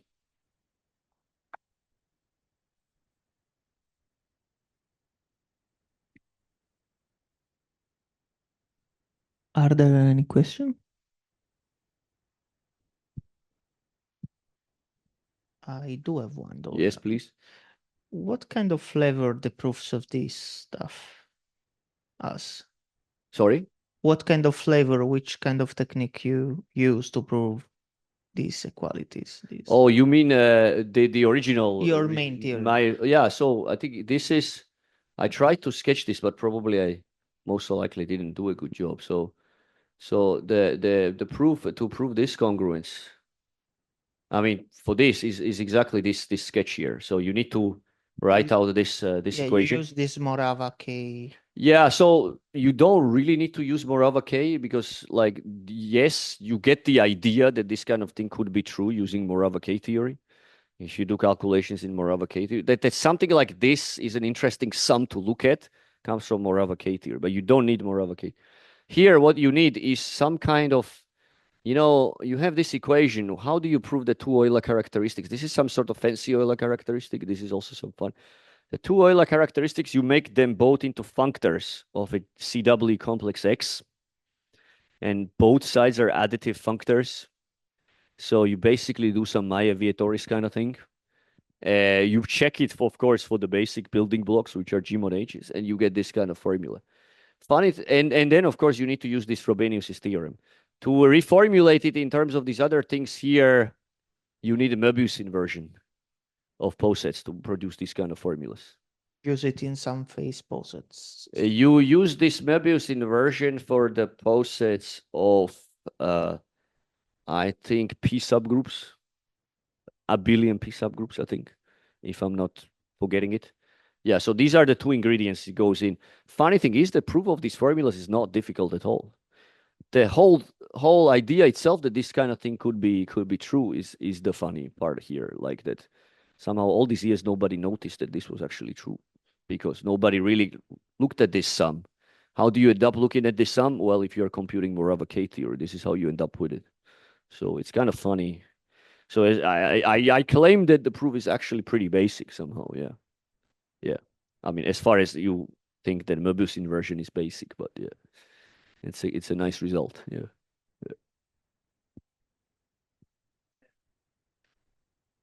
So everything was for discrete groups. That's right. Yeah.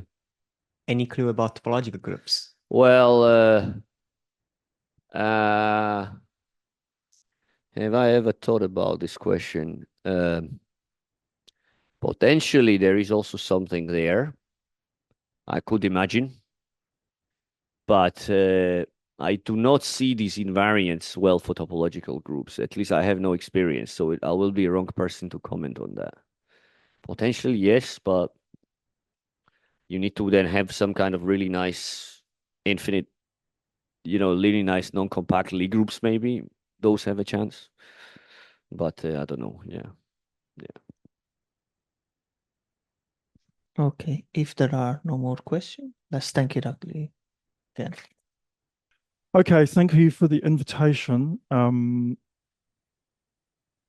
This is joint work with Paul Turner, who is in Geneva.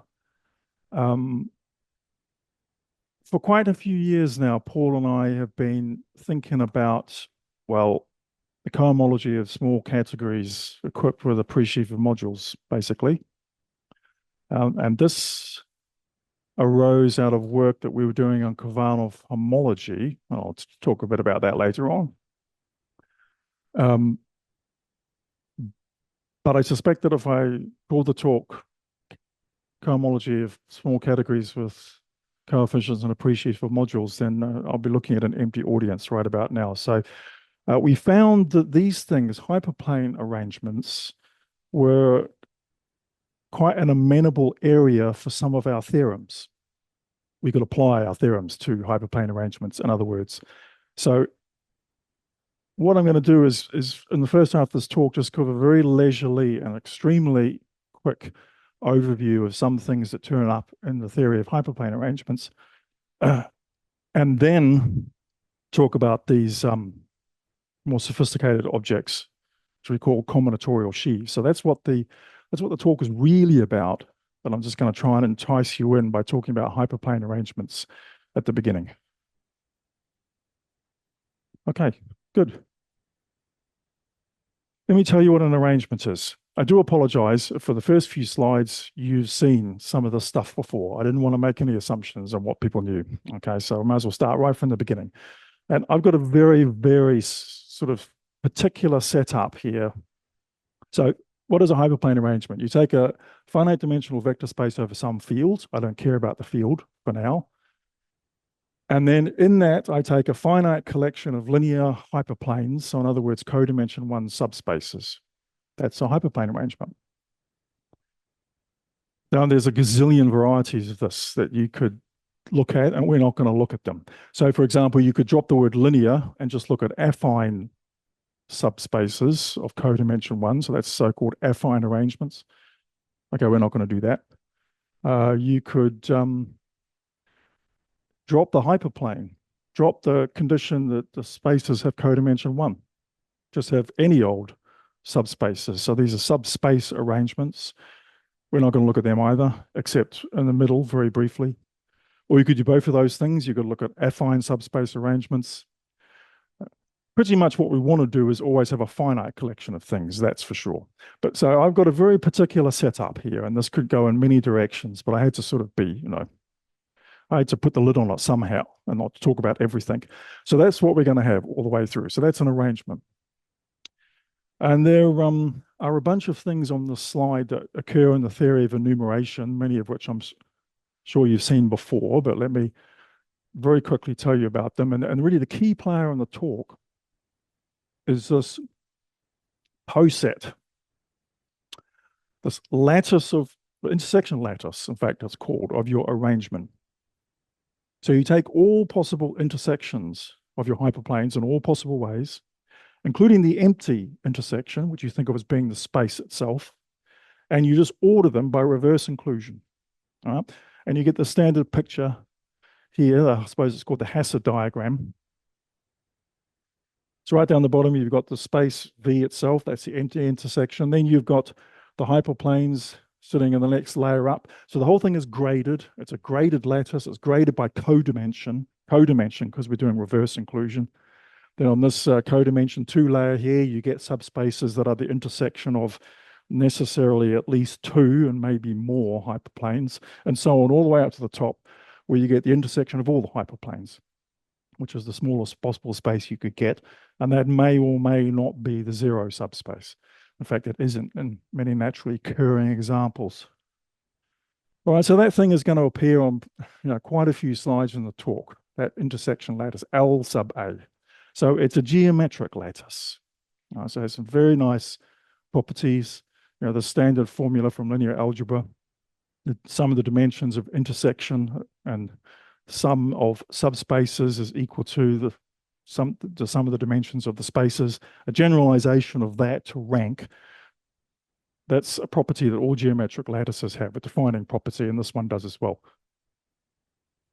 And then there are two things, we've seen both of these already today. And for me, they're not important. I'm going to make no attempt to explain to you where they come from or what they're for, except that later on when we start getting some answers to questions, these things are going to occur in the answers, and you'll be able to say that I showed you what they were, at least. And I'm not even going to give you the actual proper definitions. I'm just going to give you the most transparent definition. So the Möbius function, this is the basic object that makes Möbius inversion work. We heard about that last talk but one. So this is just, for me, this is just a function that attaches integers to the elements in this picture. Right, attaches 1 to the guy down the bottom. And then when you've got any other guy up here, you just do it recursively. You just sum over the values of all the things strictly less than it that you've already assigned, and then take minus it. Okay, so these guys all get -1 attached. This one here gets -1 plus -1 plus 1 minus attached, and so on. If you know about the Möbius function, well, if you do, then you know what I'm doing anyway, but the Möbius function really is a function on intervals, not on elements. But I'm just fixing this end and taking the interval to be from there up to my element, and I'm attaching the value on that interval to that element. So that's mu. And there's a variety of polynomials that you can attach to an arrangement. This one here is going to pop up at various points. So this is the one I'm going to tell you about, the characteristic polynomial. And you see the formula there, so you just sum over all the subspaces in that picture.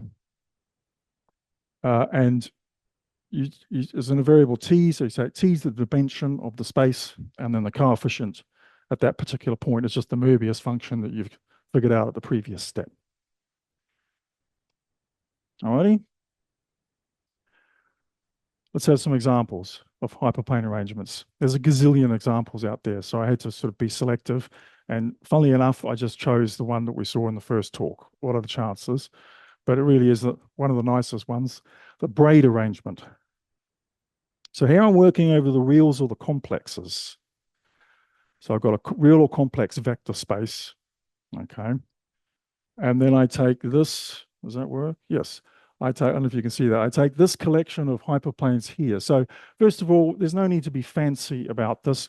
You can work in a coordinate-free way if you want. You don't need to choose a basis for V, but I'm going to choose a basis for V. And then you've got the dual basis, which is just the coordinate functions, which I call x1 up to xn. And then it allows me to write formulas for my hyperplanes. So these are the hyperplanes with the formulas xi minus xj equals 0 for all I and j distinct. Okay, that's the braid arrangement. I'll tell you why it's called braid in a second. But what about these characters here down the bottom? Okay, characters, that was an unintended pun for the characteristic polynomial. Anyway, what are they for in this particular example? So occasionally you're in the pleasant situation that these objects can be described in a purely combinatorial fashion without having to worry about intersecting spaces. So for example, with this braid arrangement, this lattice, this picture here, turns out to be isomorphic. Don't break the furniture, for God's sake. It turns out to be isomorphic to, oh, the phone, even worse. This turns out to be isomorphic to the partition lattice on the numbers 1 to n. So I take the numbers 1 to n, I take partitions of that set. So not partitions of the integer n, that's different, but partitions of the numbers 1 to n. And I can order partitions by refinement. So if I have two partitions, one is less than or equal to the other, if every block of the smaller one is contained in some block of the bigger one. Or put another way, every block of the bigger one is obtained by amalgamating blocks of the smaller one in some way. Okay, so that's the partition lattice. And that is what the intersection lattice of the braid arrangement is. And it's actually easy to see. All right, so you imagine I am a point in Rn or Cn. If I lie on the hyperplane xi minus xj equals 0, that's just one of my hyperplanes. What does that mean about me? That means my ith and jth coordinates are equal. Right?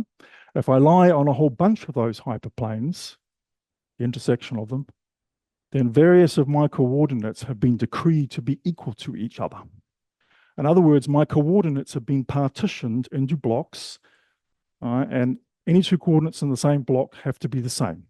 But coordinates in different blocks can vary independently.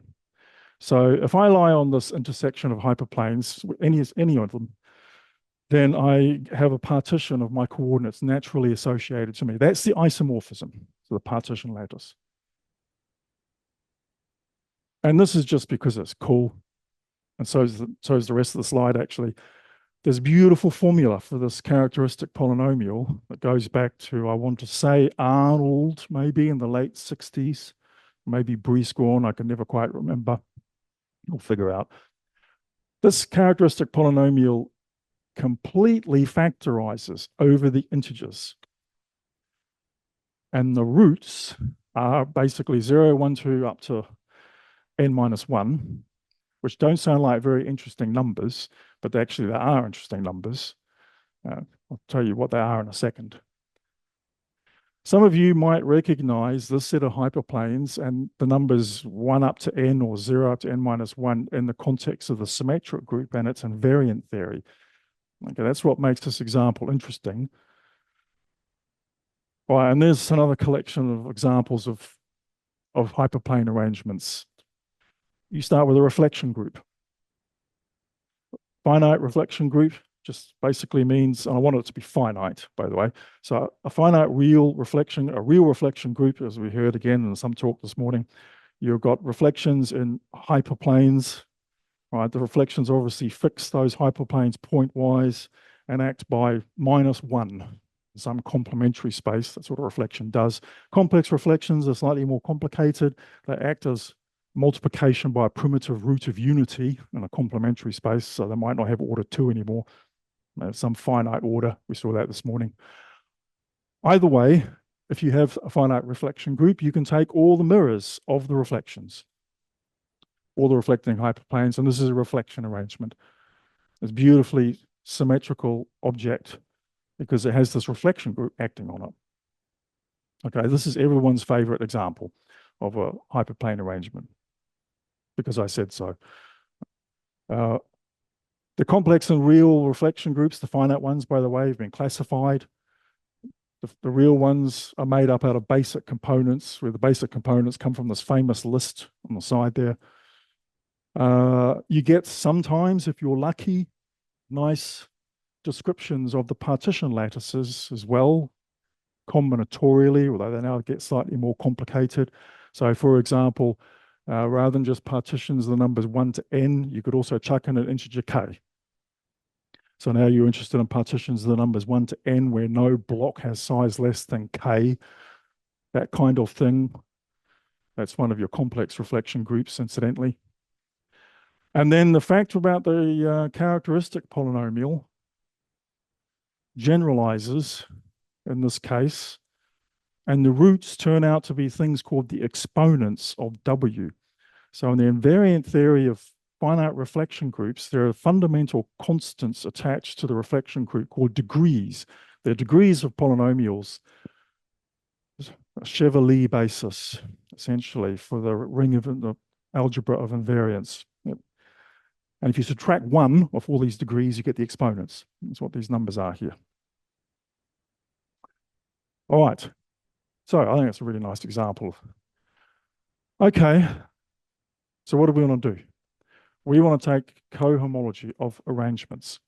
So what we really want to do is introduce these things called combinatorial sheaves.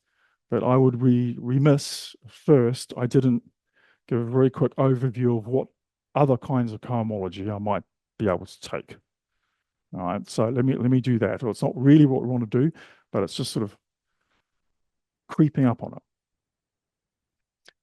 All right, well, there's some, combinatorial algebraic topology. So we're not going to do combinatorial topology. This is real topology. That's the first thing we could do. The most simple-minded thing you can do is chuck away the hyperplanes from the space they live in and look at its topology. All right. Now, if you do that over the reals, it's a little bit boring. A real hyperplane is two-sided. All right, so if you remove that from a real vector space, it decomposes into 2 pieces. In fact, if you take these kinds of things here, you remove all the hyperplanes there, in the real case, you just get a union of simplicial cones. They're just balls, basically.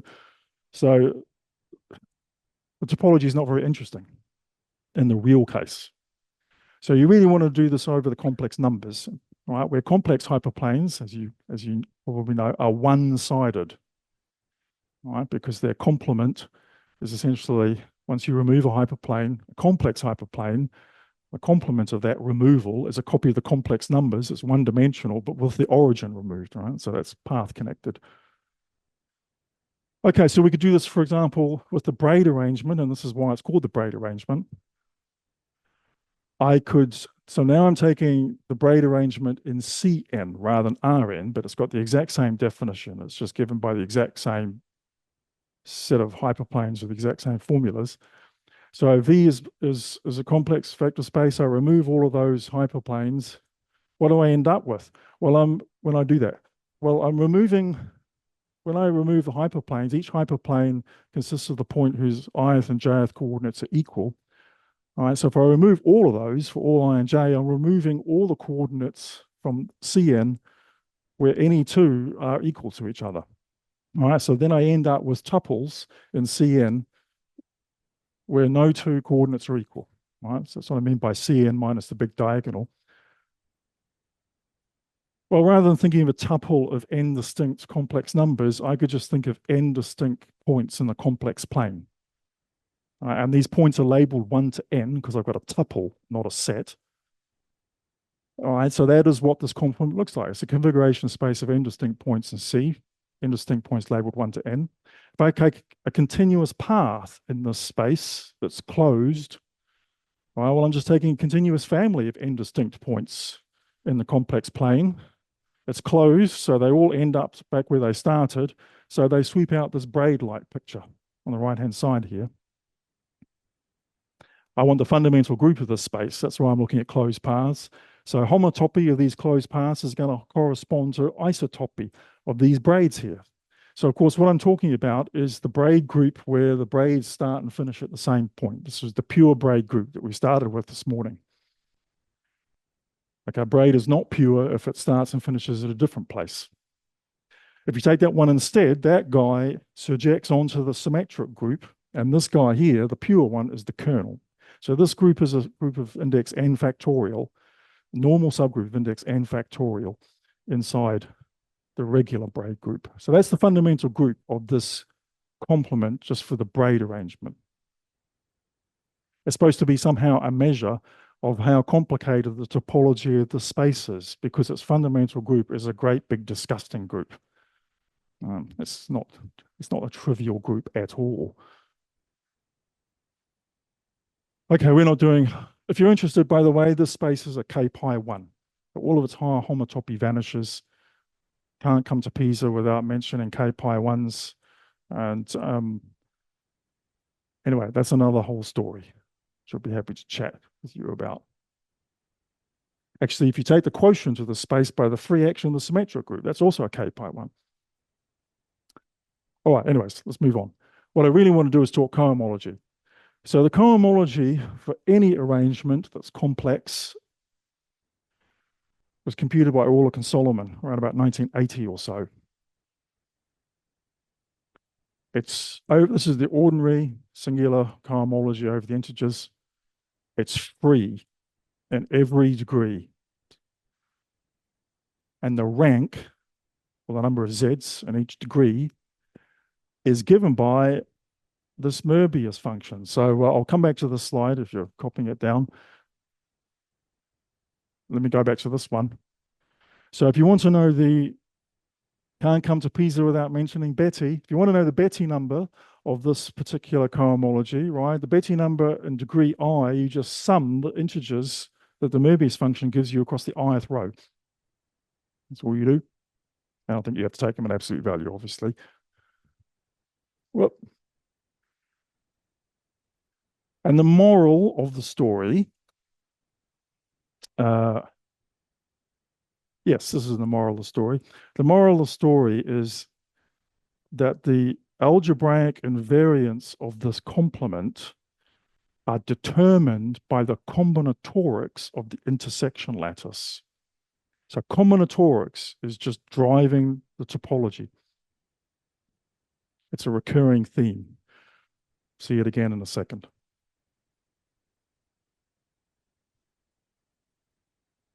I only just saw that Betti was here when I opened up the little brochure that you gave me in the book. So thank you for that. That was good. I'm able to get a Betti reference in. Okay, no one's impressed by the Betti reference. I'll move on then. All right, so that is genuine. That is genuine topology. All right, let's do combinatorial topology now instead. And this I'm sure you have seen. But anyways, it's post-pasta time, so let's not work too hard. Rather than looking at the complement of the hyperplanes, we could take the intersection lattice and actually turn it into a space, into a simplicial complex. Okay, that's option 2 for what cohomology means. So LA, remember, is this lattice, this poset from slide 1, and you can construct a simplicial complex whose n simplices are just chains of comparable elements, total ordered chains of elements that look like that. I'm going to call this the nerve. Okay, order complex is another very common terminology. Now, actually, you don't want to do this, it turns out. See, I've got less thans there. What you really want to do is have less than or equal to's, because then this process is functorial. Okay, it's not if you just do the less thans. But it turns out that whatever you do, the results are homotopy equivalent.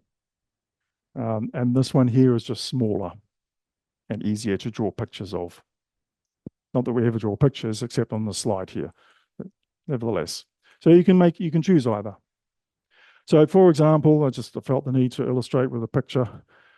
This is not this is almost the intersection lattice of a hyperplane arrangement. It's the intersection lattice of a hyperplane arrangement with the top chopped off. Okay, if you just put those in, it's the intersection lattice of the coordinate hyperplane arrangement. You just take the 3 coordinate hyperplanes and CN or C3 or R3, you get that thing there. There's this nerve over there, right? You see those chains of length 3 that you see on the left-hand side, all that have this A in it here.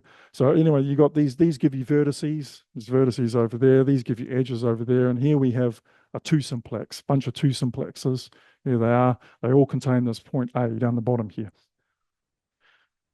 And the moral of the story is that if your lattice has a minimum like that one there, or a maximum, then the space that you end up with is a cone like that. It's a cone on the space that you would have got if you didn't have the minimum. So in particular, it's a contractible space. So its homology, cohomology is not going to be very interesting. And you see my intersection lattices do have a minimum, which is V. I'm going to call them the minimum 0 from now on, but it's the whole space V. And they have maximums, which I'll call 1. That's the intersection of all the hyperplanes. So it's customary to chuck them away first before you do anything. Okay, that's just to explain why we're doing that from now on, because if you don't, the whole thing just collapses and you get 0 homology in every degree, or a 0 reduced homology in every degree. All right, so what can you say in this case? It was great news. You can, first of all, say completely what happens with the cohomology, and secondly, you can also relate it to the previous kind of cohomology. All right, so it's doubly good news.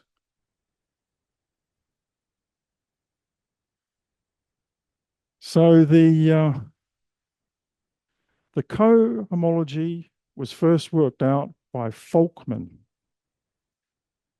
I don't entirely know when, 50s, 60s, maybe a long time ago anyway, even before I was born. And what happens is that vanishes, the reduced version vanishes in every degree except in the top degree that it could possibly be non-zero. And there it's free of rank, the value of the Möbius function at the very top of your lattice. Okay, so that's maybe early 60s. Quillen came along in the late 70s and just gave a slightly better version of this. So the homotopy type of this thing is just the wedge of spheres, all the same dimension. There are quite a few proofs of this theorem out there. Quillen, incidentally, gave no proof. I guess that's what you can do if you're Quillen. You can just assert stuff. Probably what's most appropriate for this conference is the proof of Stanley, Richard Stanley and Anders Bjorner, which is maybe early 90s. So this simplicial complex, this one back here, but for the intersection lattice of an arrangement or for any geometric lattice actually, is shellable. So this is a nice property that simplicial complexes might have, which allow, if they do, then it allows you to just read the homology straight off using some combinatorial data. Actually, it's what is known as lexicographically shellable. So you can, Stanley developed this whole theory of what are called EL, edge-labeled shellings, or EL labelings. They were labelings of this diagram on the right-hand side here. And if you can find such a labeling, then the nerve or order complex is shellable, and you can kind of read the whole thing off, the homology off, or the rank of the homology off.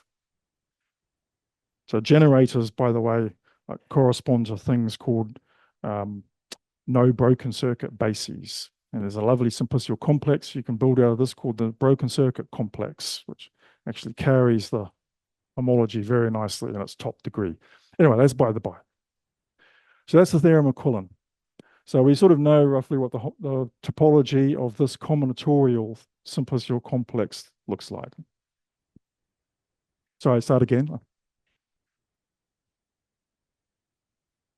No, it's for any geometric lattice. Yeah.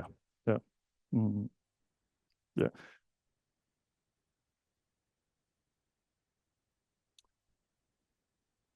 Yeah, and I promise that the this kind of topology and the previous kind of topology, where you chuck away the hyperplanes and look at the complement, are connected by this famous theorem of Goreski and McPherson. Right, so we've got the two kinds of homology now on two sides of the equality here. So it's a very particular setup, and you actually have to abandon, this is the bit I promised you where I said I would abandon the business about having hyperplanes and just look at subspaces. So you start with a complex arrangement, so hyperplanes in a complex vector space. Then you think of it as a real arrangement of twice the dimension, okay, which you can do. But now my hyperplanes have real codimension 2 in the real version, not complex codimension 1. So this is a subspace arrangement. So you turn your complex hyperplane arrangement into a real subspace arrangement. Either way, you can throw things away and look at the reduced cohomology. That's the thing on the left-hand side. So M sub A, remember, was the space from before where I chuck hyperplanes away. And the little R up there is to tell you that you've done this realification of it. And on the right-hand side, so this here, that is an interval of points between the 0, remember, is the thing down the bottom of my intersection lattice. This is some point in my intersection lattice. This is the open interval in that lattice between them. This here is the nerve that we've just been talking about of that thing. You have to take a whole bunch of copies of that, and you get the topological thing. Yeah, so there's a few things to say about this. So this formula here is simultaneously a generalization of several different results. So it turns out, first of all, that it's a generalization of this result. And the way to see that is, okay, so the result that I just had, I just clicked away from, the Orlick-Solomon result, that's about the left-hand side. Okay, the Orlick-Solomon result is over here. All right, so how can I figure out the Orlick-Solomon result from this thing here? Well, you see these things, these intervals, it turns out these intervals are just mini intersection lattices all in their own right. So they're examples of this kind of thing. So then I know exactly what this homology, in fact, is, because I've got Quillen's result. So you basically feed Quillen's result into this thing, and you get the Orlick-Solomon result out again. So that's very nice. But really what this formula is the ultimate incarnation of this philosophy that the topology on the left has been driven entirely by combinatorics on the right. That's somehow the moral of the Goreski-McPherson formula. Actually, we're going to come across them in a completely different context in a bit. Okay, so that's cohomology number 2. So now for the real cohomology, which is in fact just a generalization of this idea here. Okay, it's just a souped up version of it. So it's a souped up version of the combinatorial topology. Okay. And this is where these combinatorial sheaves come in. Feel free, by the way, to go to your happy place, wherever that may be, for the next 5 minutes. You don't really have to know any of the stuff on this slide, but I thought I'd tell you anyway. And then at the end, you can sort of actually, it all boils down to something relatively transparent, at least, even if you had to take a slightly convoluted journey to get there. So for us, a sheaf or combinatorial sheaf, well, I start with a small category. And all our categories are going to be really, really small. They're going to be finite. Many of them are going to be posets, in fact. So I'm using P for category. Remember, a poset as a category just has objects, the elements of the poset. And there is a unique morphism between any two objects if they are comparable. And a sheaf is just a contravariant functor. So we saw these, it's in the talk immediately preceding lunch. It's a contravariant functor from that category to category of R modules. Contravariantness is just an historical legacy. You think of the sheaf of germs on a topological space where you're restricting functions on a big open set to a smaller open set. When you've got a small open set inside a big open set, you get a map from the germs on the big open set to the small open set. You see how it goes backwards. That's where the contravariantness comes from. If you don't like it, just take P opposite. The opposite category will stand on your head, as Paul would say. Okay, most people will call this a pre-sheaf. I'm just going to call it a sheaf for a variety of reasons, just because it's easier to say sheaf than pre-sheaf. But in fact, in this combinatorial setting, the two essentially amount to the same thing anyway. So I'm just going to say sheaf. All right, so the sheaf is just, okay, maybe I'll draw something on the blackboard. What is a sheaf, really? It's a super, super simple thing. Let's take a P. There's a P. There's a poset. All right, so a sheaf on that poset is just a diagram of modules with the exact same shape as that diagram there. You've got a module attached to each object, and you've got a map of modules between any two comparable objects, except that in that thing there, the order's going up, and in the sheaf, the maps are all coming down. It's the contravariantness, but that's all it is.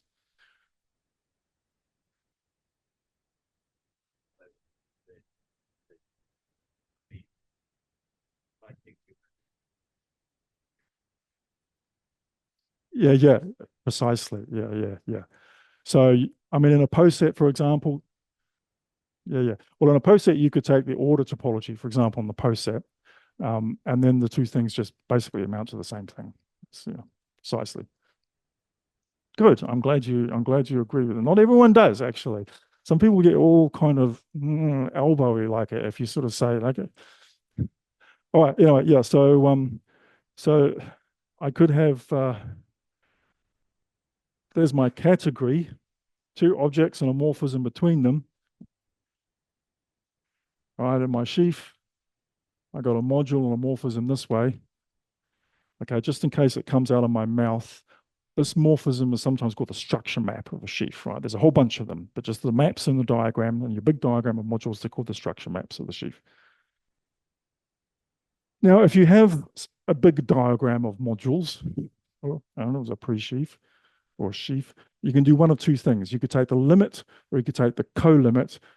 Okay, so it doesn't really matter what these are, but for example, the limit is just you take the product of all the modules in your diagram, and then you take the submodule consisting of those tuples, which have the following property. Pull out one of their coordinates. That coordinate lives in one of these modules. All right, so then you can fire that thing off in all directions using these structure maps till you get a bunch of objects, a bunch of elements of the other modules. Those other ones, those images, must be the coordinates of the point of the tuple you chose. All right, so the tuple you chose is somehow closed under looking at the images of any coordinate under all the structure maps. So that's the limit. Co-limit is a quotient of the sum of all the modules in the diagram.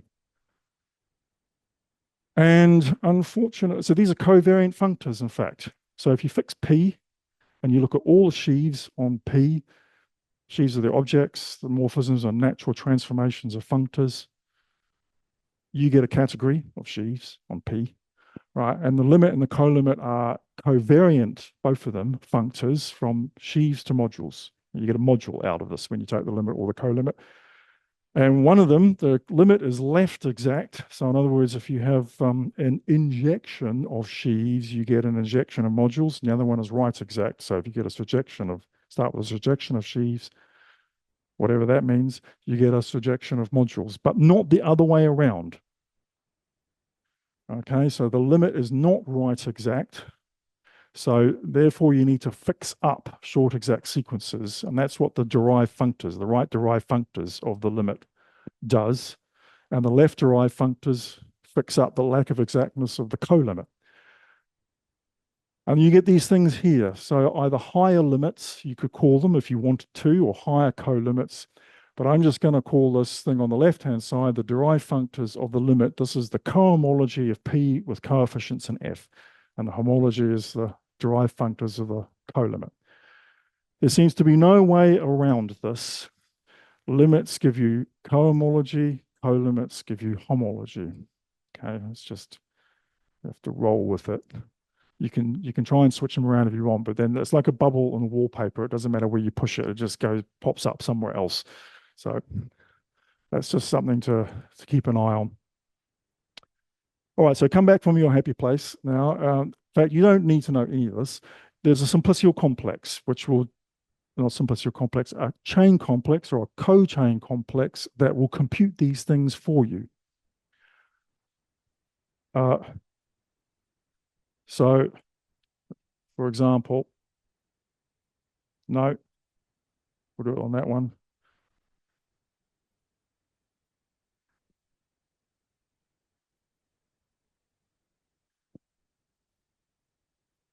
The POSET, remember, had this nerve. The category has a nerve, which is computed in the exact same way. You just take chains of morphisms. That gives you a simplex. That there is a 3 simplex in the nerve of my category. All right, and if I just wanted to compute the ordinary simplicial homology or cohomology of my category, I would just take a chain complex, and that thing there would index a module of in degree 3 in my chain complex, right? And that module would be the same for every single simplex. So that's if I was just doing ordinary stuff. When I have a sheaf, instead, each simplex comes with its own module of coefficients. All right, so there's like local coefficients. So this 3 simplex here, you take the module labeling that guy in cohomology, or you take the module labeling that guy in homology, and you build a chain complex this way, which is in the exact same way that you build the ordinary simplicial chain or co-chain complex. So it's that thing with local coefficients. Right, examples of sheaves. I got a lot of them, and I think I'm not going to get through all of them, but we've got to mention a couple first. The most famous, in inverted commas, I don't know if that's really true, but the first one that might come to a lot of people's minds if you know about these things is group cohomology. All right, so here I don't have a POSET. P now is just a group as a category. So a group is a category, remember, it has a single object, and it's the morphisms, which are the elements of the group. Yep. What does a sheaf on that look like? Well, it's a diagram of modules of that shape. So in other words, it's a single module on the object.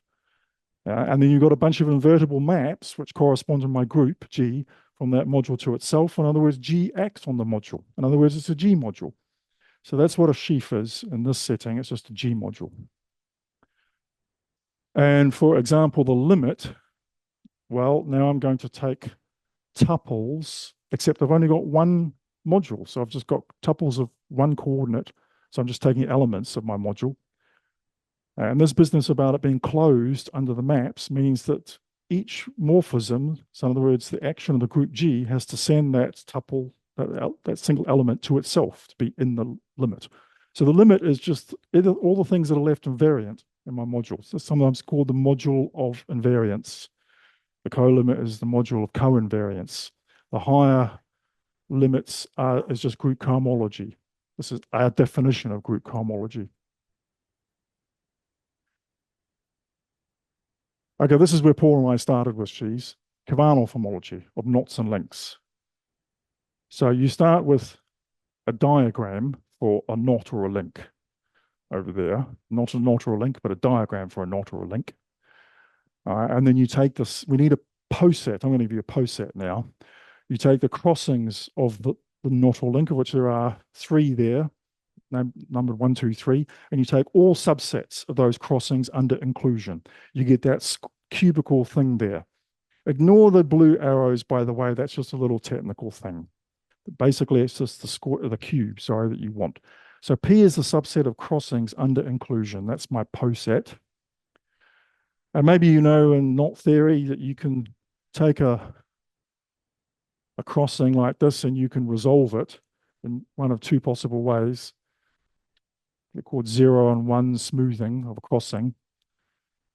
So now instead of the cube, you take a cube of smoothings. So what that means is, remember, each element of the cube was a subset of crossings. So you 1 resolve all the crossings in the subset, and you 0 resolve all the crossings not in the subset. And you get this picture here, the cube of smoothings, all right? Then you take a certain Frobenius algebra W. Actually, anyone will do, but if you're wanting Kovanov homology to do what it's supposed to do, you have to be a little bit picky. But let's not worry about that for now. And then you attach, here's my Kovanov sheaf on P. You attach copies of W is my algebra.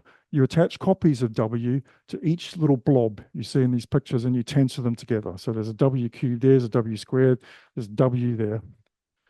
And the structure maps of the sheaf are basically a multiplication and co-multiplication. So for example, here there's 3 blobs and here there's 2. Those 2 blobs are being amalgamated into that blob.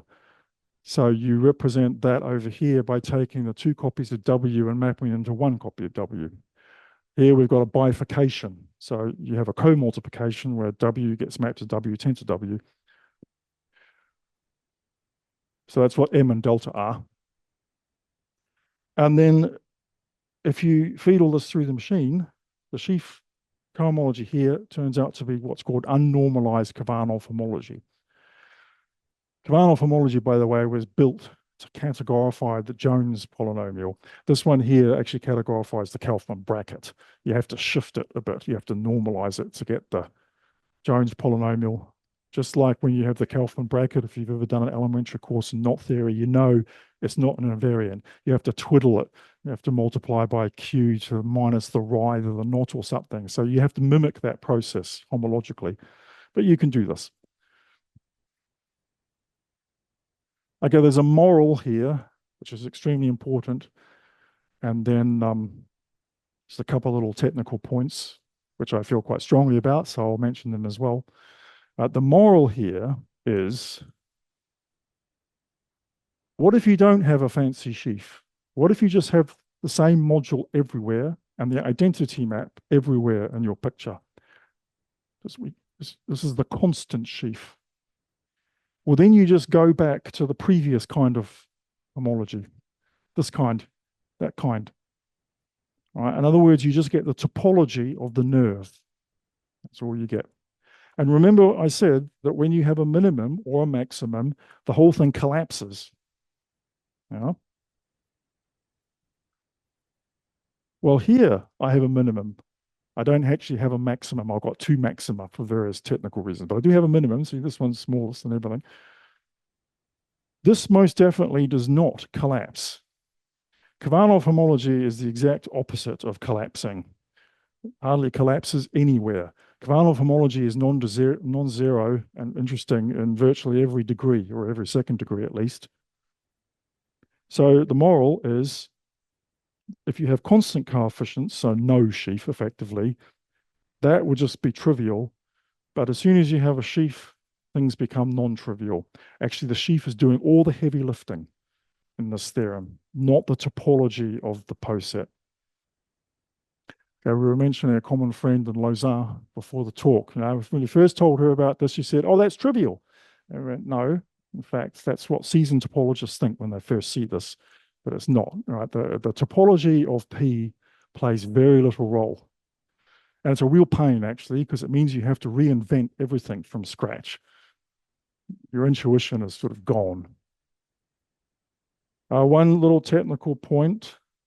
I said there was a moral, that's the moral. The technical point is, if you've seen Kovanov homology before, and if you're familiar with the cubology of Kovanov homology, you might be looking at this and puzzling a little bit.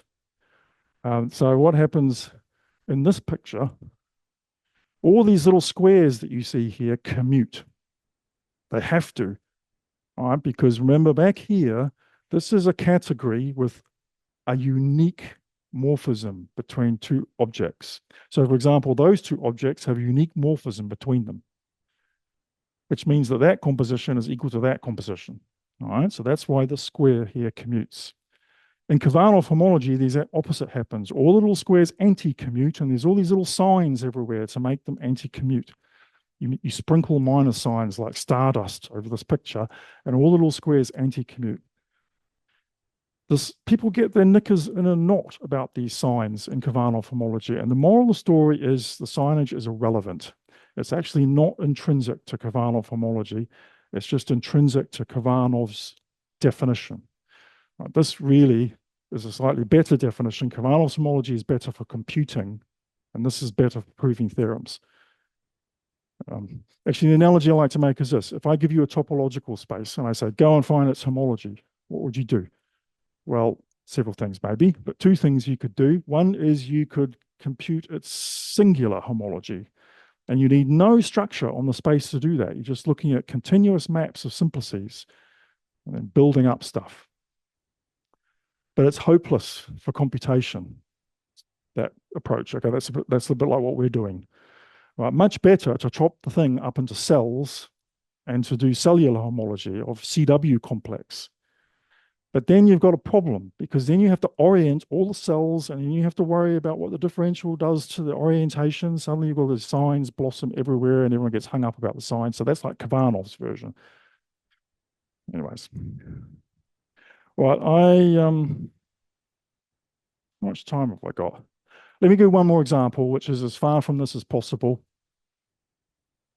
but it tries to achieve the same effect. So I start with a reductive algebraic group. So that's basically a variety, which also has a group structure. Reductive is a generalization of semi-simple. It just means the unipotent radical vanishes. So it's a broader class of groups. GLN is reductive, SLN is semi-simple, GLN is not semi-simple. Then these things have so-called Borel subgroups, maximal connected solvable subgroups. There's always one I forget, so I won't attempt to get it exactly right. And then the cosets of the Borel subgroup in G form something called the flag variety of the group. So the only example that I can reproduce with any confidence is GLN. B is the group of upper triangular matrices. And then this flag variety is the variety of all maximal flags in an n-dimensional space. So in other words, subspaces nested inside each other, getting bigger dimension by 1 until you got to the whole thing. So in n equals 2, you've just got lines basically in a plane. This is just the complex projective plane. Okay, that's a generalization of that. And there's a famous decomposition of G called the Bruhat decomposition into double cosets, which are indexed by something called the Weil group, which is a little finite group that sits at the core of an algebraic group, like at the center of an onion. These are the Weil groups, except the bottom two rows. Okay, ignore them. But all the other ones are the Weil groups.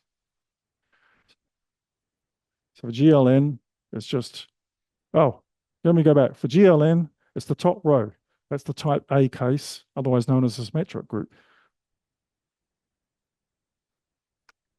This decomposition of G decomposes the flag variety into things called Schubert cells. And they really are cells, they're balls. But if you take their closures, you get these things called Schubert varieties, which sort of are contained within each other in a mildly complicated way. And if you look at the poset of inclusions of these Schubert varieties, again, a bit like with the hyperplane arrangements, you can give a purely combinatorial description of how that works. And that is you take the Weil group equipped with the so-called Bruhat order. So for GL3, the Weil group is a symmetric group at degree 3. Here's a symmetric group at degree 3 with the Bruhat order. You write your permutations as strings of integers, and you replace the ith place in the string by its image under the permutation. That's so 1, 2, 3 is the identity down the bottom. 3, 2, 1 is the thing that swaps 1 and 3. That's right at the top. There's all the rest of them. So this is here. This is the Schubert varieties for GL3 and their inclusions, that picture. Now, what I could do is I could put a sheaf on that poset. So again, people who do Kovanov homology, they're working with that poset. And a nice thing about that poset is you've got all these little squares everywhere. People talk about something called the diamond property. Bruhat posets all have that property as well. So it's actually, we're actually surprisingly close to Kovanov homology here in that sense. So I could take some kind of homology. Remember now this blob here represents a Schubert variety, some kind of homology of that thing and stick it there. And it turns out that there is a form of homology which is tailor-made for varieties that have lots of singularities in them. And this is the so-called intersection homology of Gretzky and McPherson. And if you do that, there's a folklore theorem. So that you take that sheaf, you compute cohomology, and you take the Euler characteristic. So much like back here, when you take the Euler characteristic here, you get either the Kaufmann bracket or the Jones polynomial. Here you get another famous polynomial, which is called the Kazhdan-Lustig polynomial of the Weil group. I'm not going to explain what that is, but it's a similar vibe. Oh, I got to get back to hyperplane arrangements in 5 minutes, but I think it won't take that long. I'm going to skip over the Terrell sheaf on an arrangement and go straight to what we call the natural sheaf. So what about hyperplane arrangements? What do sheaves look like there? What is a sheaf on a hyperplane arrangement? I'll come back to the slide. Oh, you can take your photo. Okay, now I'll come back to the slide. A sheaf on a hyperplane arrangement is just a sheaf on that poset, on the intersection lattice. And it turns out that the most simple-minded one gives you the best answer that we know of so far. And what is the most simple-minded one? It's required to call it the natural sheaf. Remember, in this intersection lattice, there's a fragment. I've got subspaces, and it's reverse inclusion. All right, so that guy there is contains that guy there. All right, so just label in the sheaf those elements by those spaces. And because of the reverse inclusion, this guy here includes into that guy there. It's the simplest possible thing you could want to do. So this sheaf was first introduced by Lustig back in the early 70s. In my abstract, I mentioned some ancient theorem of Lustig. This is the ancient theorem of Lustig, although unfortunately not as ancient as me, but almost as ancient as me. Right? So he's taking a very particular arrangement. So you take a vector space over a finite field now, and you just take all hyperplanes, right? So that's going to be finitely many of those. The intersection lattice is all subspaces. So LA is just the lattice of all subspaces of a vector space over a finite field. You stick the natural sheaf on it. You compute now cohomology. You got to throw away the 0. You don't need to throw away the 1 for various technical reasons. He did anyway. I'm not quite sure why. And he showed that this thing vanishes, except at the bottom and possibly at the top. But weirdly, he didn't compute what happens at the top, which was a real shame, because it turns out to be quite interesting. So that's the theorem of Lustig. He was interested in the discrete series representations of GLN. There's a whole book about them in the Princeton Orange series. And this theorem comprises chapter 1 of the book. So Paul and I generalized this. So now take any arrangement, not just all the hyperplanes in a finite field. Take any arrangement of any field, any whatsoever. Take this natural sheaf. You have to chuck in some things that Lustig didn't need to worry about. You have to worry about the space U that it's right at the top, the intersection of all the hyperplanes. Okay, that's not that interesting.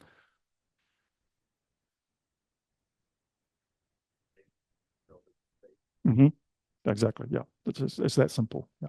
Yeah, you thought maybe it was more complicated than that, but no, it's not. It's not. Yep. Yeah, so I skipped over more interesting sheaves where you can, there are various algebras that arrangement people look at. The Stanley Reisner algebra, the Terrell algebra of a hyperplane arrangement. You can construct sheaves out of these guys, but for various technical reasons, it's known that the homology just vanishes pretty much everywhere, and they turn out to not be very interesting. Whereas this is more interesting. All right, so anyway, let's skip to the answer. You don't need to chuck away one. Lustig didn't need to do that, but I'm doing it here on the slide just to make a direct comparison with what he did. Degree 0 is not that interesting, and unfortunately it vanishes as well all the way up until the top degree, which is the one that Lustig didn't do. And in the top degree, you get this thing here. At the back here, you get something to do with U, and if U is trivial, then that just disappears. So let's just ignore that. But this is the interesting bit. So you get, this is a dimension, by the way, because I'm working over a field. So I don't really need to do anything except give you the dimension. So the dimension is the derivative of the characteristic polynomial with 1 substituted into it. So this is a fundamental invariant in matroid theory. Arrangements or examples of matroids called the beta or Krapow's invariant. Okay, so it's a direct generalization of the chromatic invariant of a graph. So this gets back to the talk immediately before lunch. So the chromatic invariant of a graph, for example, its vanishing tells you the obstruction to being able to disconnect the graph by pulling out one edge. So this is a generalization of that invariant to arbitrary arrangements or matroids. We didn't know this, by the way. We just computed it. And the referee said, oh, that's the beta invariant. That's interesting. We went, oh, okay, thank you for that. But last slide, the slightly disappointing thing, though, is this bit in the middle here. What we were really after, although this is nice, this sees the beta invariant, the sheaf homology. Okay, without the sheaf, you would get the Quillen-Folkman result, which would just see this, the Möbius function. It would just see that bit in the top degree. Okay, but with the sheaf, you get this other extra little bit here. Okay, it's nice, but we were disappointed by this. We wanted it to be like Ivanov homology, where you get lots of stuff in between. Okay, so there's one way of doing that. So one of the morals of sheaves is that if you fix a category and you look at the category of sheaves on that category, then it's an abelian, right? Which means, in practical terms, you can treat sheaves like modules with, as long as you employ common sense. Right? Pretty much anything you can do with modules and any result about modules is true for sheaves as well. So, for example, you can take exterior powers of sheaves, tensor products of sheaves, symmetric powers of sheaves, and you can look at them instead. Something interesting happens if you take this natural sheaf and you take the exterior powers. So now I've got two indices going on. I've got a homological degree, and I'm taking jth exterior powers as well of a sheaf. So if I take the first exterior power of a vector space, I get that vector space back again. If I take the first exterior power of the natural sheaf, I just get the natural sheaf back again. Here's the first row. This is the previous theorem, right? And you see this melon-colored region is where the homology doesn't vanish, right? So you see that's the beta invariant there. But all in between, it's zeros, right? But as you move up, for instance, you took symmetric powers instead, the picture goes forever.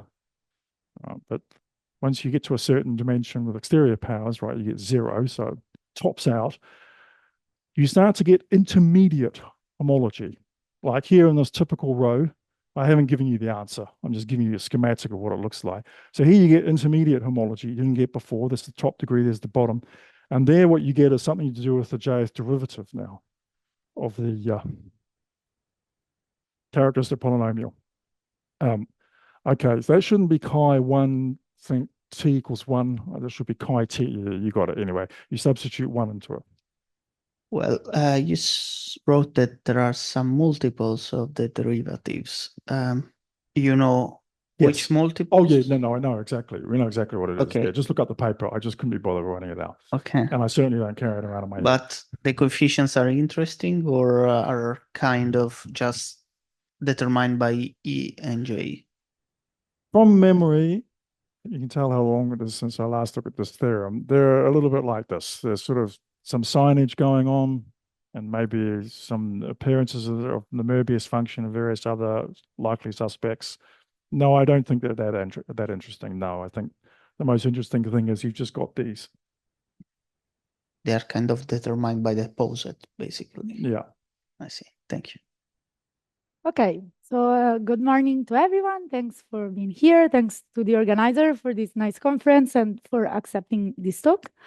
So let me start by writing the title. So today, yeah, I'm going to talk about operads, trees,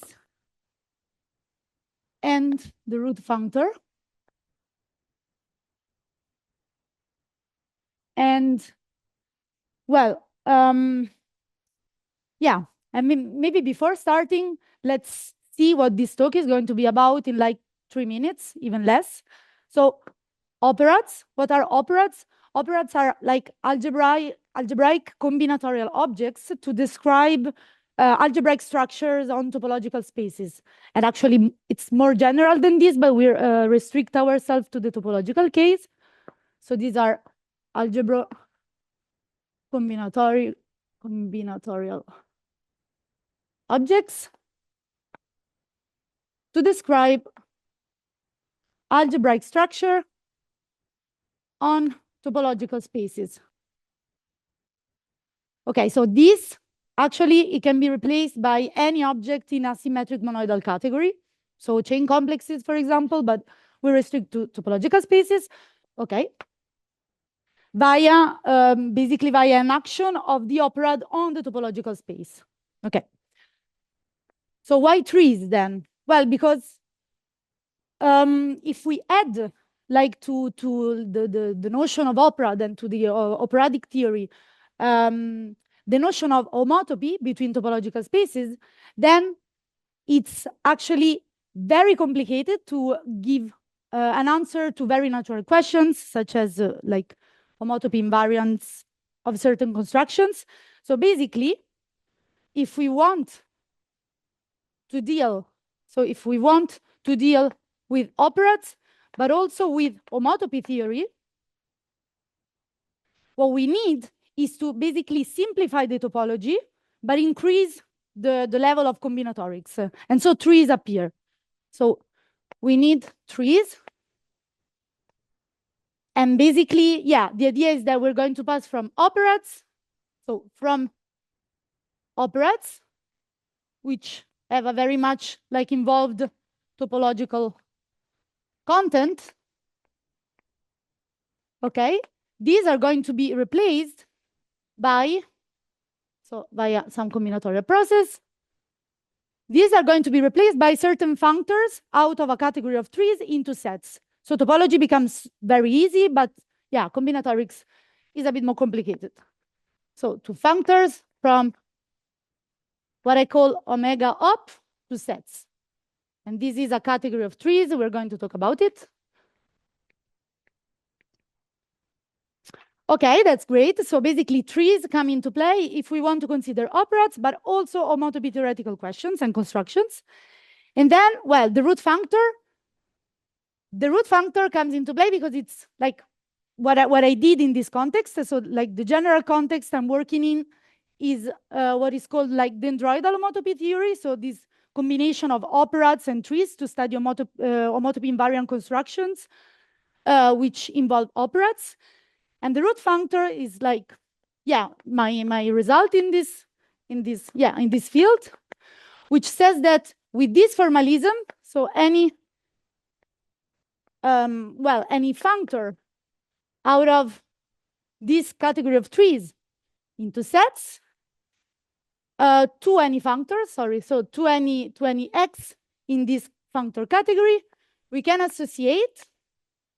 So we can associate an operad, which I call omega over x, such that, well, the nerve, all these words don't make sense, but just to give you like an idea of what we're going to talk about. So such that we have a weak homotopy equivalence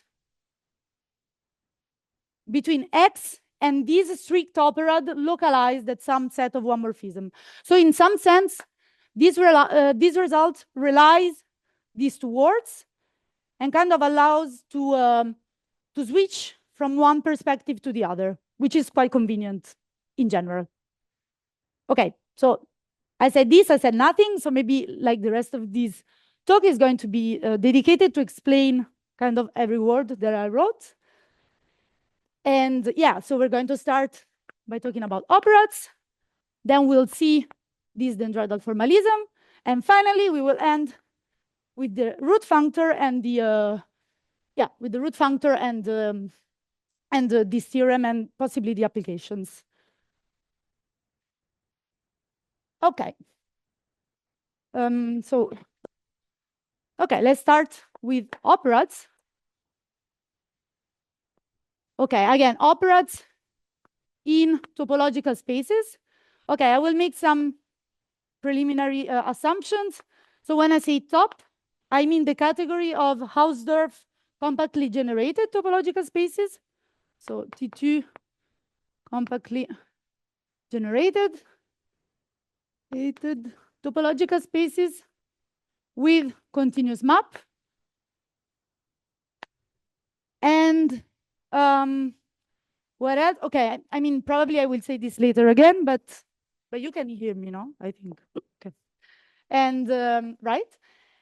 And another assumption, but it will come later, but whenever I say homotopy, what I mean is what is usually called the weak homotopy equivalence. So a map between two topological spaces which induces an isomorphism between the homotopy groups.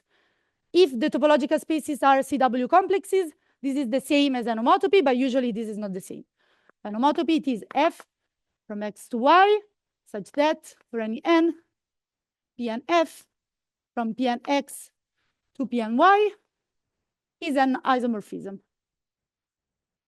Okay, so these are some like preliminary stuffs. And okay, operads. So let's give the definition of operad. Since it is quite technical, we're going to start with a working example. And then we're going to derive the axioms and the definition that we need from the working example. So the working example is going to be the operad of endomorphism. So the endomorphism operad.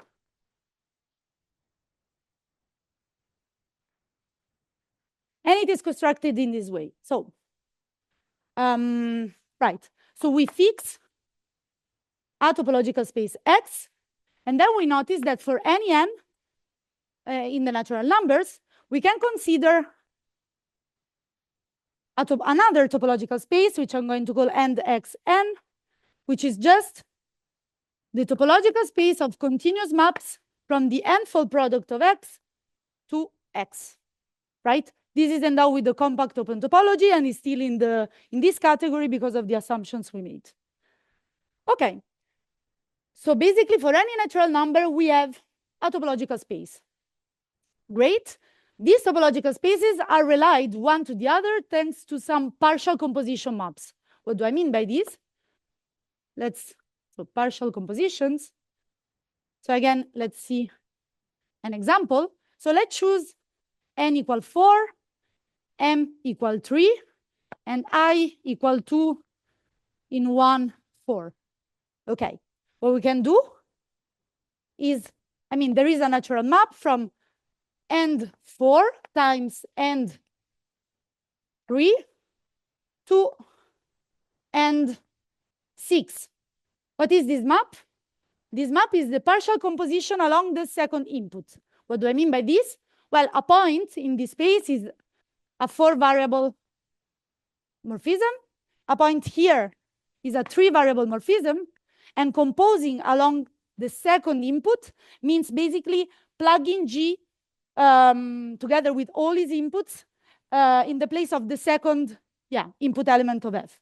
So here we have our 2, which is this. And here we obtain another morphism, which now has 6 variables given by F, computed in this way, right? Okay. And maybe I will start already to use the language of trees. because we can actually represent any such operation naturally as a tree. So the inputs are these things. So they are labeled 1, 2, 3, 4. And then we have the output. So this would be F. Now we have G, which we can represent as a tree with one vertex and 3 leaves. Right. Then plugging G, plugging G in the second input of F means basically identifying the output of G with the second input leaf of F. So what we get is another tree, which now is of this form. Okay, so here we have F, here we have G, and where the input elements are relabeled accordingly, okay? So 5, 6. Okay. Nice. Okay, so we see that there are all these partial composition maps. And of course, there is nothing special about 4 and 3 and I, and we can choose any n, any m, and any index that we want. Okay, so this is the first thing we notice. And then we have another thing. So if we look at the space for n equal 1, we have a special element, which is just the identity. So the identity of X is a special element which belongs to index 1, which are just continuous maps from X to X. And this partial composition map is unital with respect to the identity. Okay.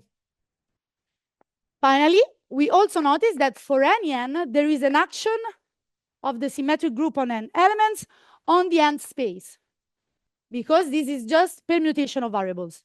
Okay. How do these 3 things relate with each other? Well, basically, so these are the axioms, properties in this case. So properties. So the partial composition, it is associative, unital, but it is also equivariant with respect to the action of the symmetric group. Okay, now basically what we do is abstracting everything that we said, and we have the definition of operad. So we replace basically each index n with a topological space indexed by n, which represent our formal, whose points represent operations of n inputs and 1 output. So this is the idea. So the formal definition. Okay. Is the following. So definition. An operad O. So in operad in top, but however, an operad O is the data of, first of all, a collection of topological spaces indexed by n. So On is in top. And the idea is that, again, On is a space whose points are these trees. Right? Okay. Together with, okay, so a special element in O1, some partial composition maps.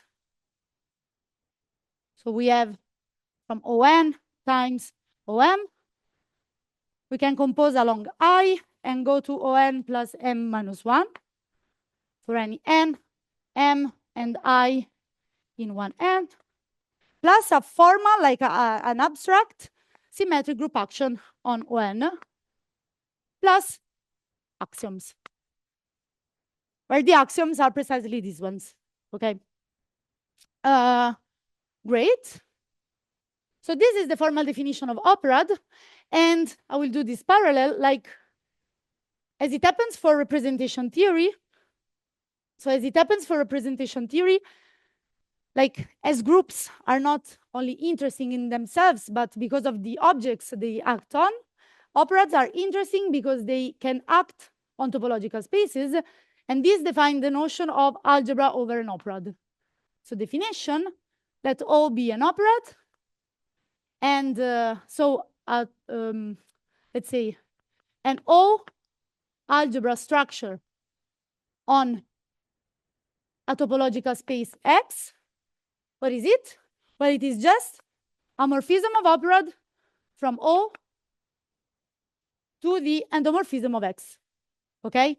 Explicitly, what does this mean? Well, for any n, we have a map from On to this topological space, which means that basically these formal abstract operations become real operation on X. Okay, they become real operation with n inputs and one output.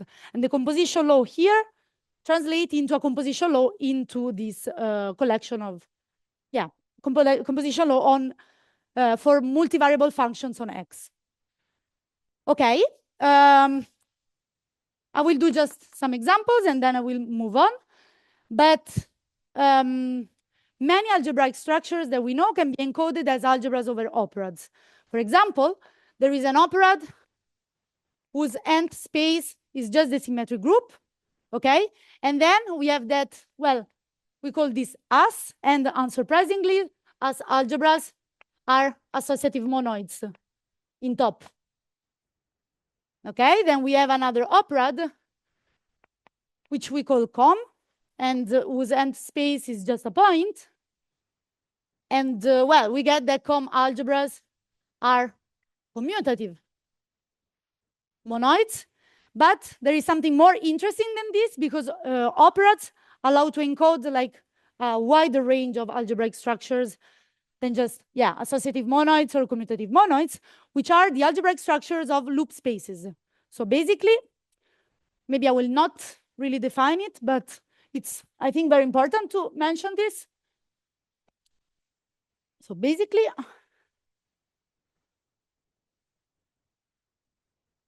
okay. So the idea is that we fix a dimension D, and then there exists what is called the little disk operad. So this is the little D disk operad. And well, we say in arity n, so the space of n inputs operation, what is it?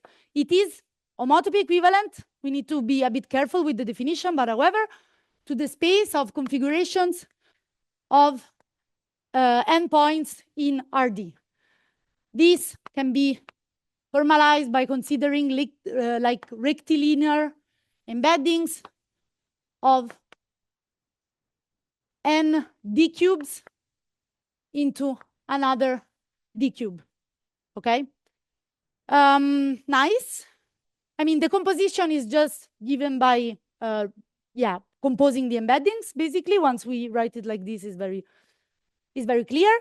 And well, the point is that if X is the loop space of like the D iterated loop space of another topological space Y, so this is also this, then X is an ED algebra. Okay, so this is quite easy to see, but it's very important because, I mean, when we start algebraic topology, we always know that like on the loop space, there is this concatenation of loops, which is not really associative, but it is associative up to homotopy. But this operad allows not to quotient by homotopy and to keep track of all the coherences. So it's like, it's quite interesting as a thing. And then there is this theorem, which is due to May and then Bormann and Vogt in the 70s, more or less, which basically characterizes loop spaces as the algebras for ED operads. So X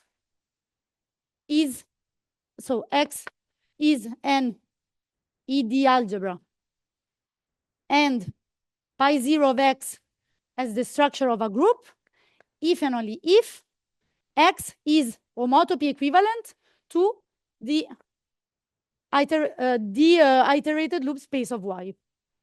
Okay, so this is just like an example to show you like the power of the theory of operads. And yeah, okay. Are there questions so far? Nice. Okay. Now let's add homotopy theory to the game. So there are some natural questions the one may want to answer to, which are some questions. So for example, suppose that we have an operad O. We have two objects, X and X prime.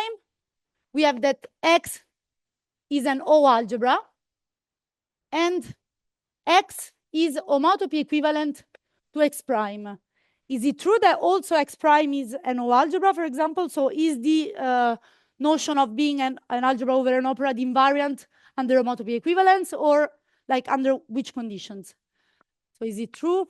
We don't know. I mean, we know, but it's not always true that X prime is an O algebra, and vice versa. For example, we fix X. We have two homotopy equivalent operads, O and O prime. So the spaces are like homotopy equivalent. We have that X is an O algebra. Is it true that X is it also an O prime algebra? Okay, and there are like tons of questions of this kind. And well, as I was mentioning before, in order to be able to reply to these questions, we need to like lower the level of topology involved. But this is the price of like augmenting the combinatorics involved. And so the answer is use trees and functors.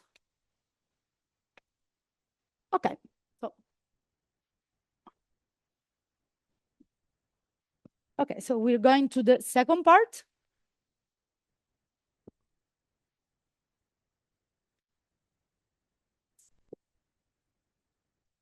Just a moment, I'm sorry.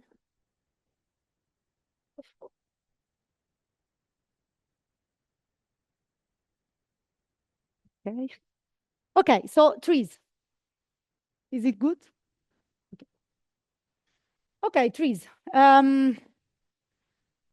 What is the goal? So the goal is to represent operads as a certain subcategory of functors out of a category of trees into sets.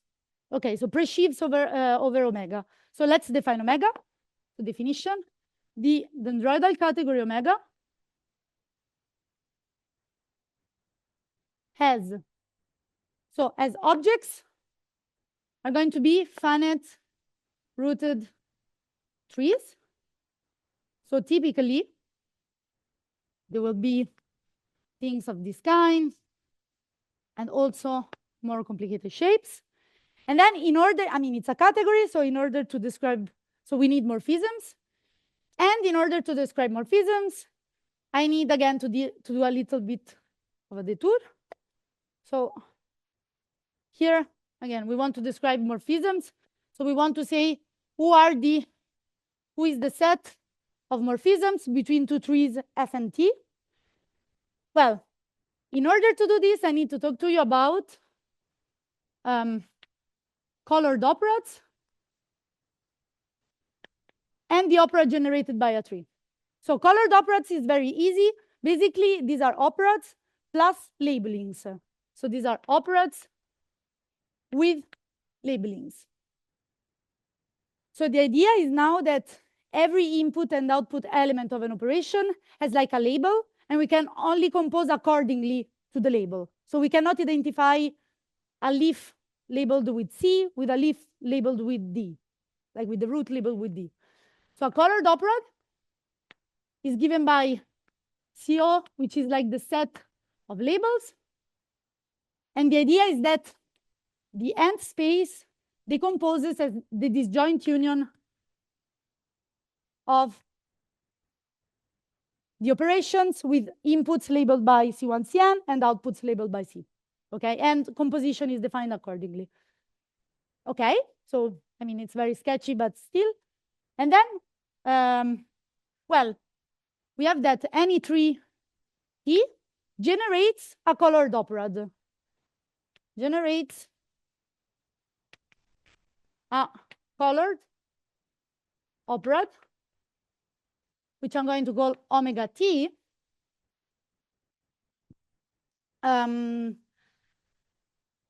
Okay, it's not that it's really easy. What is the point? So basically, the labelings of omega t are going to be the edges of t. And then if we look at the set of, because it's going to be a discrete operad, so just like the spaces of operations are just discrete, and the set of operations with n inputs and one output is just going to be given by the subtrees of t with n leaves. Okay? Okay, now I'm going to give an example, so maybe it's easier. So in particular, for edges E1, En, E, omega t E1, En, E, which is contained, like which is the set of operations in omega Tn with labels E1, En, and as inputs and label in the output equal to E. Well, it corresponds to the subtrees of T having leaves E1, En and having as root E. And either there is one and it is unique, either there's any. So maybe let's give an example. So if our 3T is this, okay, in particular, a tree will be given by some set of edges and some set of vertices. So these are the labelings. And yeah, so basically we're going to have that there is, okay, I'm going to do like this, otherwise it takes too much time. But okay, there is going to be an operation with input A, B, and output C. There's going to be another operation, for example, with inputs C, D, E, and output F. And then composition equals corresponds to the grafting of trees. So this is another operation which now has as inputs A, B, D, E. We forget about C and returns F. Okay, and so we said that morphisms in omega between S and T are just the morphisms of operads between the operads generated by omega S and omega T. And notice that these operads are discrete, so everything is set theoretical, and it's, yeah, so it's quite immediate to see what these morphisms are. Okay. And then, okay, and then we define dendroidal sets. So these are dendroidal sets. These are presheaves over omega.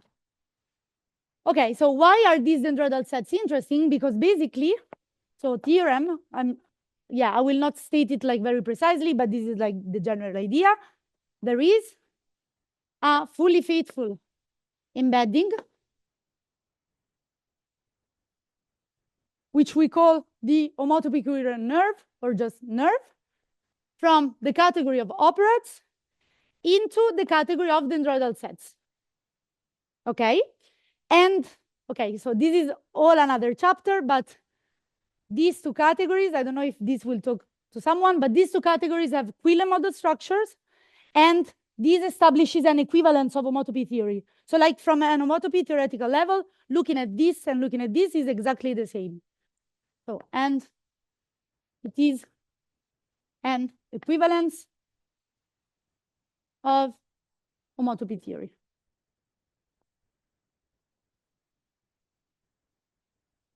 Okay, so whatever this means, but ask me questions if you want later, because I need still to tell you what the root functor is. I mean, okay. So combinatorially, it's very interesting to see that actually operads, so under this correspondence in the homotopy categories, like strict operads, so like real operads as I defined before. So operads correspond to what are called infinity operads here, which are like some functors defined by some lifting property.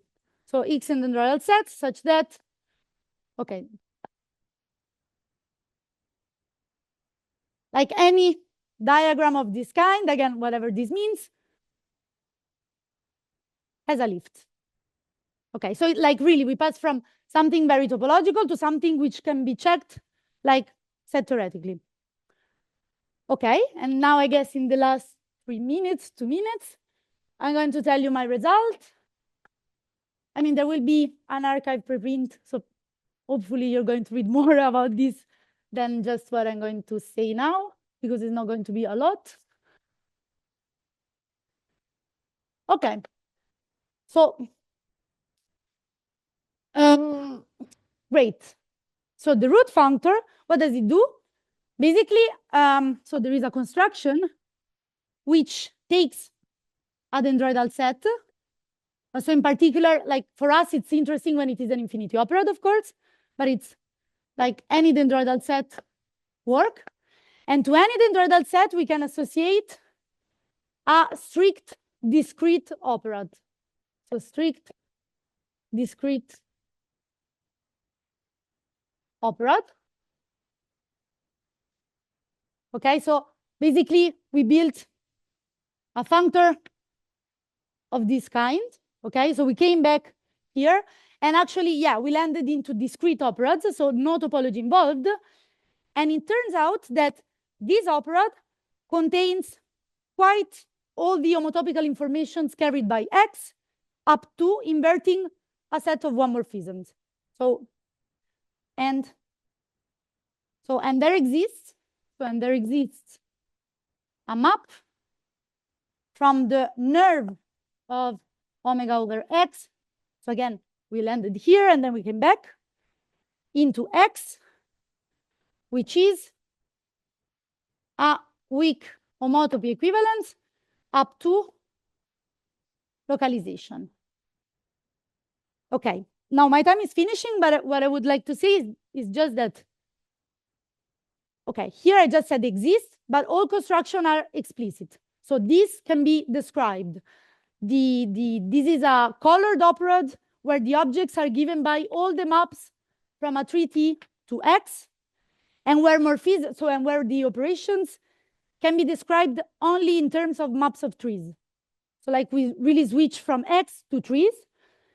And this functor is not that difficult because on objects, say, so on colors, so on labelings, what this functor does is then taking a morphism here and considering the evaluation of this morphism on the root of T. So this morphism will be sent into alpha of the root of T. Okay, what is the outcome? And I will finish with this. So this is kind of a theorem. Okay, but the outcome of this, which is, I guess, the most interesting part in some sense, if you're not interested in categorical stuff, which I am, but however, so the corollary, I will phrase it in terms of topological operads. For any operad P, the category of algebras, the category of P algebras is equivalent to the category of algebras over this discrete operad for which all the morphisms in W are sent to weak equivalents of topological spaces. So these are algebras over a topological operad. These are just algebras over a discrete operad, such that if F from A to B belongs to W, and this is an algebra, then this is a homotopy equivalence. And yeah, so I guess this is it.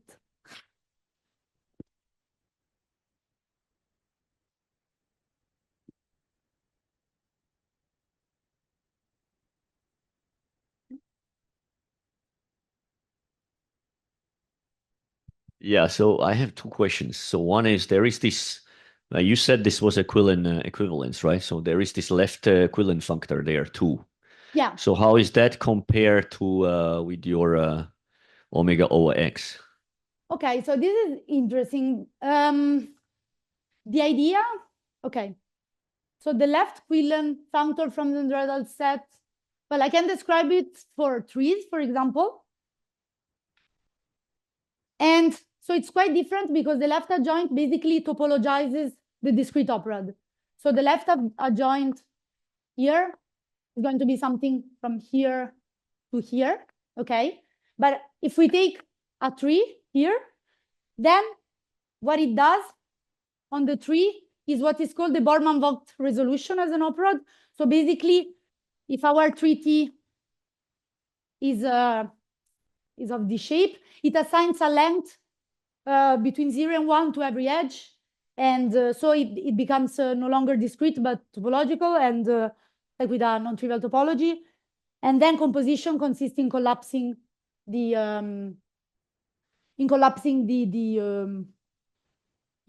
edges. So it's not that similar. But so and your omega is sending a T to omega T, or what is it? Yeah, this is nice. So you mean the Yoneda functor? No, your functor, yeah. Yeah, my functor takes a 3T and sends it to omega over T. And well, omega over T is basically given by all the maps of this kind. And well, okay, if we take T as the N corolla, which is like the easiest, then the colors of T, so the labelings of these, the labelings of these operad are basically all the subtrees. So it's like all these edges, so for I, 1 to the N, and the root, and then this itself. And actually, the set of things we will be inverting is the operation sending this to the root. Mm-hmm. I mean, this will be sent to the root. This is like an operation inside this tree, inside this discrete operad, and this will be the one inverted. So we're left basically with, well, in this case, 4 colors, 5 plus the root, and just, well, 4 factorial operations, which are just the permutations. But what I would like to see, because like trees are understood quite well, but I would like to see what this operad is like for the little disk operad, because this would allow us to like give easier descriptions maybe of loop spaces, because maybe it's hard to check that something is an ID algebra, but maybe this would be easier. But and can I ask one more question? So this localization, is this happening? I mean, you take this omega over x, which is a discrete operad, and you localize that with this w, and then you take the nerve, and that gives you the x. Is that what you mean by localization, or?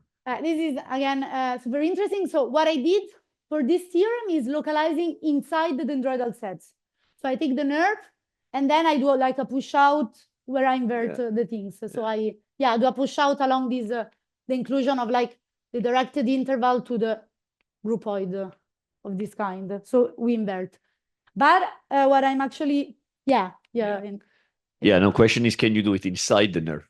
Exactly. So I'm doing actually this right now with another PhD student, which is called Victor Carmona, and we are actually working precisely on a notion of localization inside simplicial operads to so that these two notions correspond via the nerve. Thanks. Okay, thank you. Okay, thank you for the introduction, and also thank you for the opportunity to give this talk. So as you've seen from the title, I will be talking about Steenrod operations on polyhedral products. So at the beginning, I will just give a brief introduction about these words in the title, just in case somebody hasn't seen them. And all of this that I'm talking about today is joint work during the Women in Topology workshop last year with these 5 ladies, Sanjana, Yelena, Michelle, Evgenia, and Sarah. And also I really much enjoyed that workshop. So if anybody is interested in that, I am happy to talk about that. Okay, so first about introduction, I wanted to define the polyhedral products as the first thing here. So we start with a simplicial complex K on M vertices, and then we have M topological pairs, XA, X1 A1, and so on until XM AM. And then for each simplex sigma in the simplicial complex K, we create this building block, XA sigma, which is the product of these here it is, these yi's, where yi is either the whole topological space xi or it's the subspace ai, depending on whether I is in the simplex or not. And then when we have these building blocks, we can build the polyhedral product. We just take the union of all these building blocks when sigma goes through the simplicial complex K. So that is one way to define the polyhedral product. There is an alternative way if somebody is more into colimits. So we can look at this diagram dk, which goes from the phase category of the simplicial complex K into the category of topological spaces. And this dk just maps simplicial complex, simplex sigma into this building block xa sigma. And then we can define the polyhedral product as this colimit of this diagram. There are some special cases that we will see today. So first one is when all of these topological pairs are the same and all of them are some pair XA, then we will just write XA without the underlines. So first example that people see when they learn about polyhedral products is this one. So when K is just a set of M disjoint points and we look at this polyhedral product, where we have like M different topological spaces and then a point in each of them, then this polyhedral product will just be the wedge of all the spaces X. And the other one, when K is the full simplex, then this polyhedral product will be just the Cartesian product of everything. So polyhedral product is some space in between these two spaces. So it always contains the wedge and it's inside of the product of all X's. Another interesting special case of the polyhedral product is the moment angle complex, and that is just the polyhedral product where we take all the pairs to be this pair, so disk and then the boundary circle. And here I just copied the definition from the previous slides from the definition of polyhedral product, where you just in definition exchange this pair for the general XA you had before. Okay, so let's take a look at one example. So when K is a square, which is, of course, a triangulation of circle S1, what is this moment angle complex? So first thing we can notice from the definition of the polyhedral products and moment angle complexes is that we don't need to look at all simplices in K. It's enough to just look at all maximal simplices. So here we just take a look at these 4 edges. And for each of the edges, we have like one building block. So for example, for this 1, 3 edge, we have this first pink thing, which has the whole disk D2 in places 1 and 3, because the edge is 1, 3, and then it has S1 in other places. And then when you move the things around, what you get in the end is just the product of 2 S3s. And this is a nice example of one more general thing, and that is whenever K is triangulation of a sphere, then this moment angle complex ZK will be a manifold. So that's just a fun fact. The next thing from the title is the Steenrod algebra, which was mentioned in the previous talk, but here is just a quick reminder. So Steenrod squares are additive and stable cohomological operations, and they have some nice properties. And if somebody has not heard about them, everything we need to know is there are some nice homomorphisms between cohomologies. And these are these operations, which are really not really important for today's talk. And again, all of these operations create an algebra which acts on the cohomology of the space in case. Okay, that is the brief introduction, and now we will move on to the stuff we did. So first we start with some simple cases. First case is so-called Davis-Januszkiewicz space. And before that, we defined the Stanley-Reisner algebra as this quotient. So we label it as F2 of K, where K is simplicial complex. And it is a quotient of the polynomial algebra with m variables, where m is the number of vertices in K. And it is divided by this ideal in this algebra. And what is this ideal? It is generated by all of these monomials, where this I1 to Ik is not a simplex in K. And then we can define the Davis-Januszkiewicz space, DJK, just to be the polyhedral product CP infinity point to this simplicial complex K. And it can easily be proven that the cohomology of this space is exactly the Stanley-Reisner algebra F2 of K.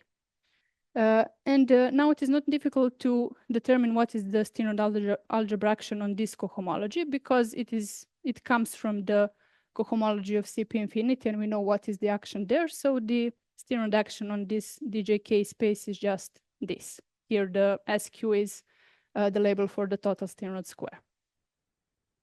So that is the simplest case. Then we have a small generalization. So in previous example, we had CP infinity point, and then in this generalization, we have M spaces, x1 to xm, and then a point in them. And here again, we have like similar isomorphism of algebra. So again, we have a quotient. Up there is just a tensor product of the cohomologies of xi's, and down there we have a similar ideal to the one in Davis-Januszkiewicz space. So again, all monomials where these i's are not facing K. And this isomorphism is an algebra isomorphism. So that means that algebra action on this spaces xi's gives us an action on the whole polyhedral product x point K. Next, we wanted to move on to the cohomology of the moment angle complexes, which is well known, and it is unfortunately well known to be this complicated thing. So it's a Tor algebra over a polynomial ring, and then we have the Stanley-Reisner algebra appearing here. So it is really complicated algebraic thing to work with. And also there are many of nice properties of the moment angle complexes. One of them is this, that we always have this stable splitting, which means splitting after one suspension. So suspension of Zk is homotopy equivalent to wedge of some suspensions of Kj. And what is this Kj? J is some subset of vertices 1 to m, and then we just take all j's that are not faces in K, and Kj is just restriction of the simplicial complex K onto those vertices in J. So the point is that cohomology of this moment angle complex depends on the cohomology of these subcomplexes. And from that, we can obtain the Hochster's formula, which is just like applying the cohomology to this splitting. And this is an isomorphism of A modules. So this means that we kind of know what is the Steenrod action on the moment angle complex, but it is given as the action on these subcomplexes. So that was like not enough for us. We wanted to get something more precise. So one example that we were looking at is the RP2 example. So we looked at the minimal triangulation of RP2, which is a triangulation with 6 vertices. Here it is in the picture. And we know that RP2 has non-trivial square 1. So of course, this triangulation has it as well. And when we look at this thing here, the moment angle complex of this triangulation P26, we will get non-trivial square 1 in that moment angle complex. So there is a stronger splitting for ZP26. So in general, we always have stable splitting of moment angle complex. Here we have splitting before suspension. And what is important here is this last thing. In this splitting, we have the suspension of RP2, and that is exactly where the non-trivial square 1 comes from in the cohomology of this ZP26. So this is what is written here. So non-trivial square 1 in RP2 translates to non-trivial square one in ZP26, and it just moves up dimension because of this seventh suspension. Now we will see a couple of corollaries, pretty easy to prove. So I think all of them come from this Hochster's formula. So first one is whenever the dimension of the simplicial complex K is D, then square n is trivial in the cohomology of moment angle complex whenever n is larger than half the dimension D. And in particular, the important, or not important, but interesting case is when D is 1. That means that K is graph, which just means that there are no non-trivial Steenrod operations in moment angle complex of a graph. So it sounds like a complicated statement, but it's just like corollary of this Hochster's formula. Next corollary would be this. If X contains the P26 as full subcomplex, then we know that the moment angle complex of K has non-trivial square one. That again comes from the Hochster's formula because everything depends on the subcomplexes of K. And here the interesting question is the opposite one. If we know that there is no non-trivial square one in the moment angle complex of some simplicial complex K, does then K need to contain some triangulation of RP2? And this is the question we didn't answer so far. So if anybody has ideas, that would be nice. And the third corollary would be that square one acts trivially on classes of dimension less or equal than 7 in any arbitrary zk. And this comes from this P26 being the minimal simplicial complex that has non-trivial Steenrod action. Next thing I will mention here are the combinatorial formulas for Steenrod squares, which is not something we proved. The formulas existed before. We just kind of translated them to our vocabulary. And formulating the formulas would take a lot of time. So here I will just explain them on one specific example. So we look again at this P26 from before. And we look at this X, which is a Cauchy level representative of the non-trivial class in H1. So we have many of these Cauchy representatives. We take one, this X, and it contains many of edges of this simplicial complex. So what do we do? How do we calculate this square one? So we take all possible pairs of edges in X and try to glue them together. So which do we glue? The ones that have the same end and beginning. So we look, for example, 1, 2, and 1, 3, we cannot glue them, but 1, 2, and 2, 4, we can. And that gives us this 1, 2, 4. Then 1, 2, and 2, 5 gives us 1, 2, 5, and so on. We try all possible combinations of 2. And then when we get like this sum in square one, then we take a look at these triangles. We take a look, are these simplices in the simplicial complex? So 1, 2, 4 is not simplex in P26, but for example, 1 to 6 is. So we cancel out 1 to 4, but leave 1 to 6 and so on. And the result we get is exactly the square one of X. So this is the simplest example, which is even more simple when we notice that this square one is just cup square, but this formula can be generalized for all squares, and it's just pasting stuff together and doing like essentially this procedure.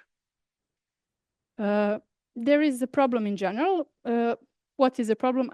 The first thing to say is like, what did we want to do with this formula? So we wanted to like start from non-trivial class in, for example, moment angle complex or wherever, then calculate the Steenrod square using the formula, and then we wanted to see whether that class is trivial or not. Well, that is the problem, how to know when some Cauchy representative gives us a trivial class or not.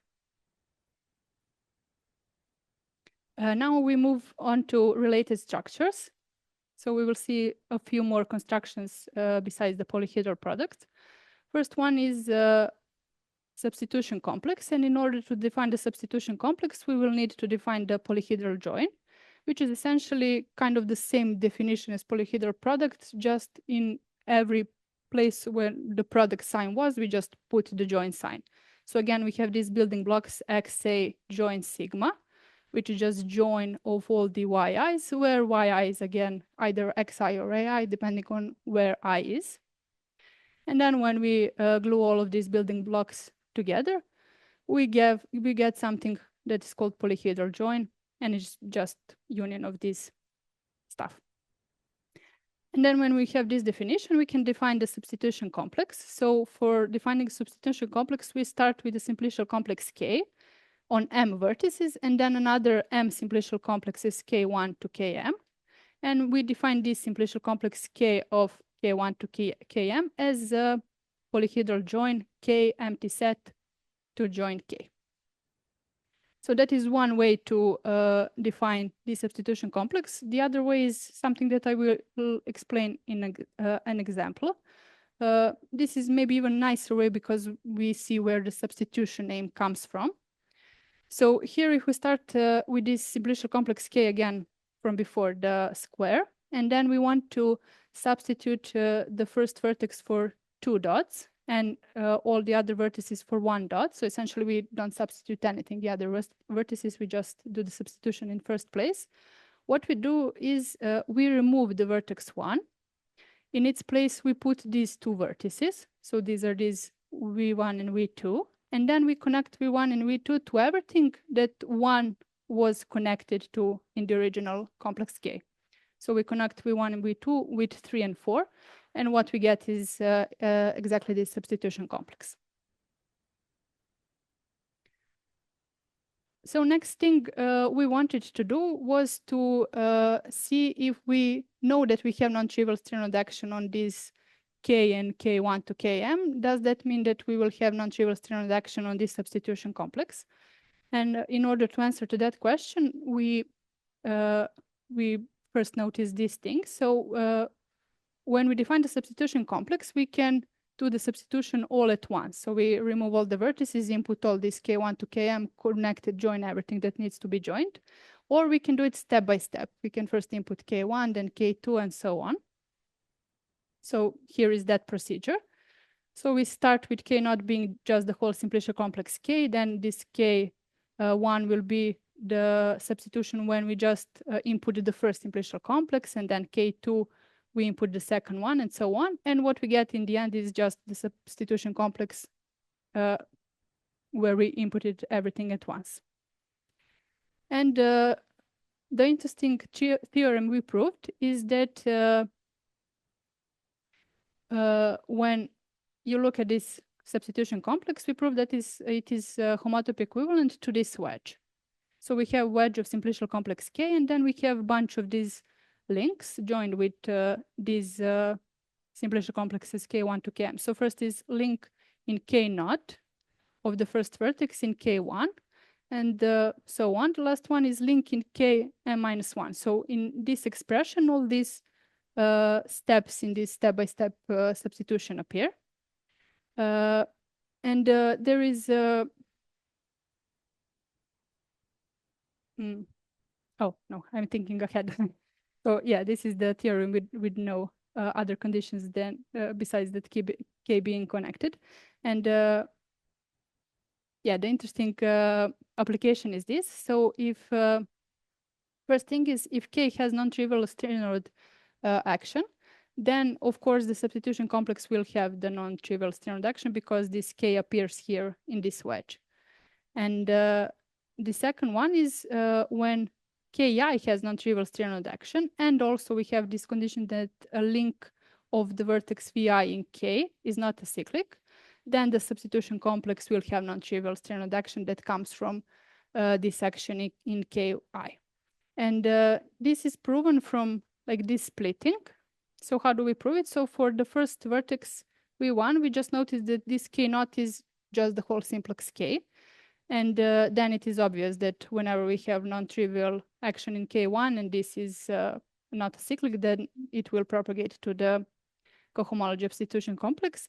And for the other vertices, we just can reorder them and then put whatever vertex we want in the first place. And again, it will appear here. So here is that proof. Just simply reorder the vertices, and then we have the conclusion we wanted. In general, we cannot propagate non-trivial Steenrod squares from Ki to the substitution complex. This in general meaning without that link being not a cyclic condition. So this is a simple example for that. So when K is one simplex, so just an edge, and we take K1 to be P26, and we look at this substitution. So in first vertex, we input K1, and we leave the second untouched. So what we get is just the cone of P26, which is contractible and, of course, has non-trivial Steenrod actions. And this can be generalized, and we can make a bunch of examples when the Steenrod operations don't propagate from these Ki's to the substitution complex.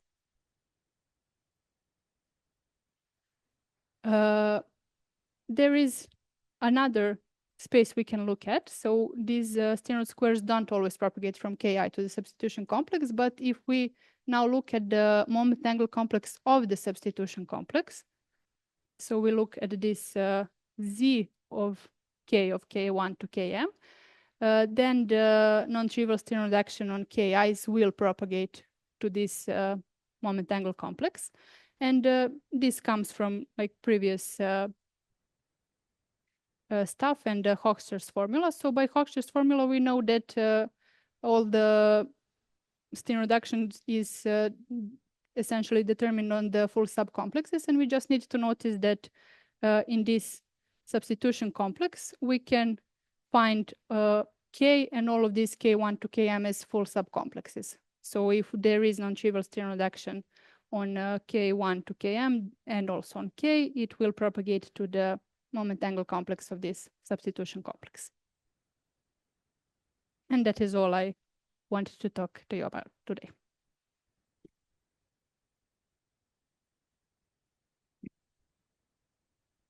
Oh, I was a bit quick.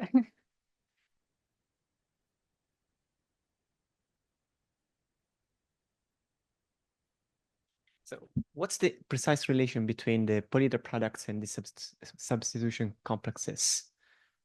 So I'm not sure if their relation. So you define this polyhedral join in the similar way as polyhedral products, and then you define this to be like the polyhedral join of something. But I'm not sure there is relation to some polyhedral product.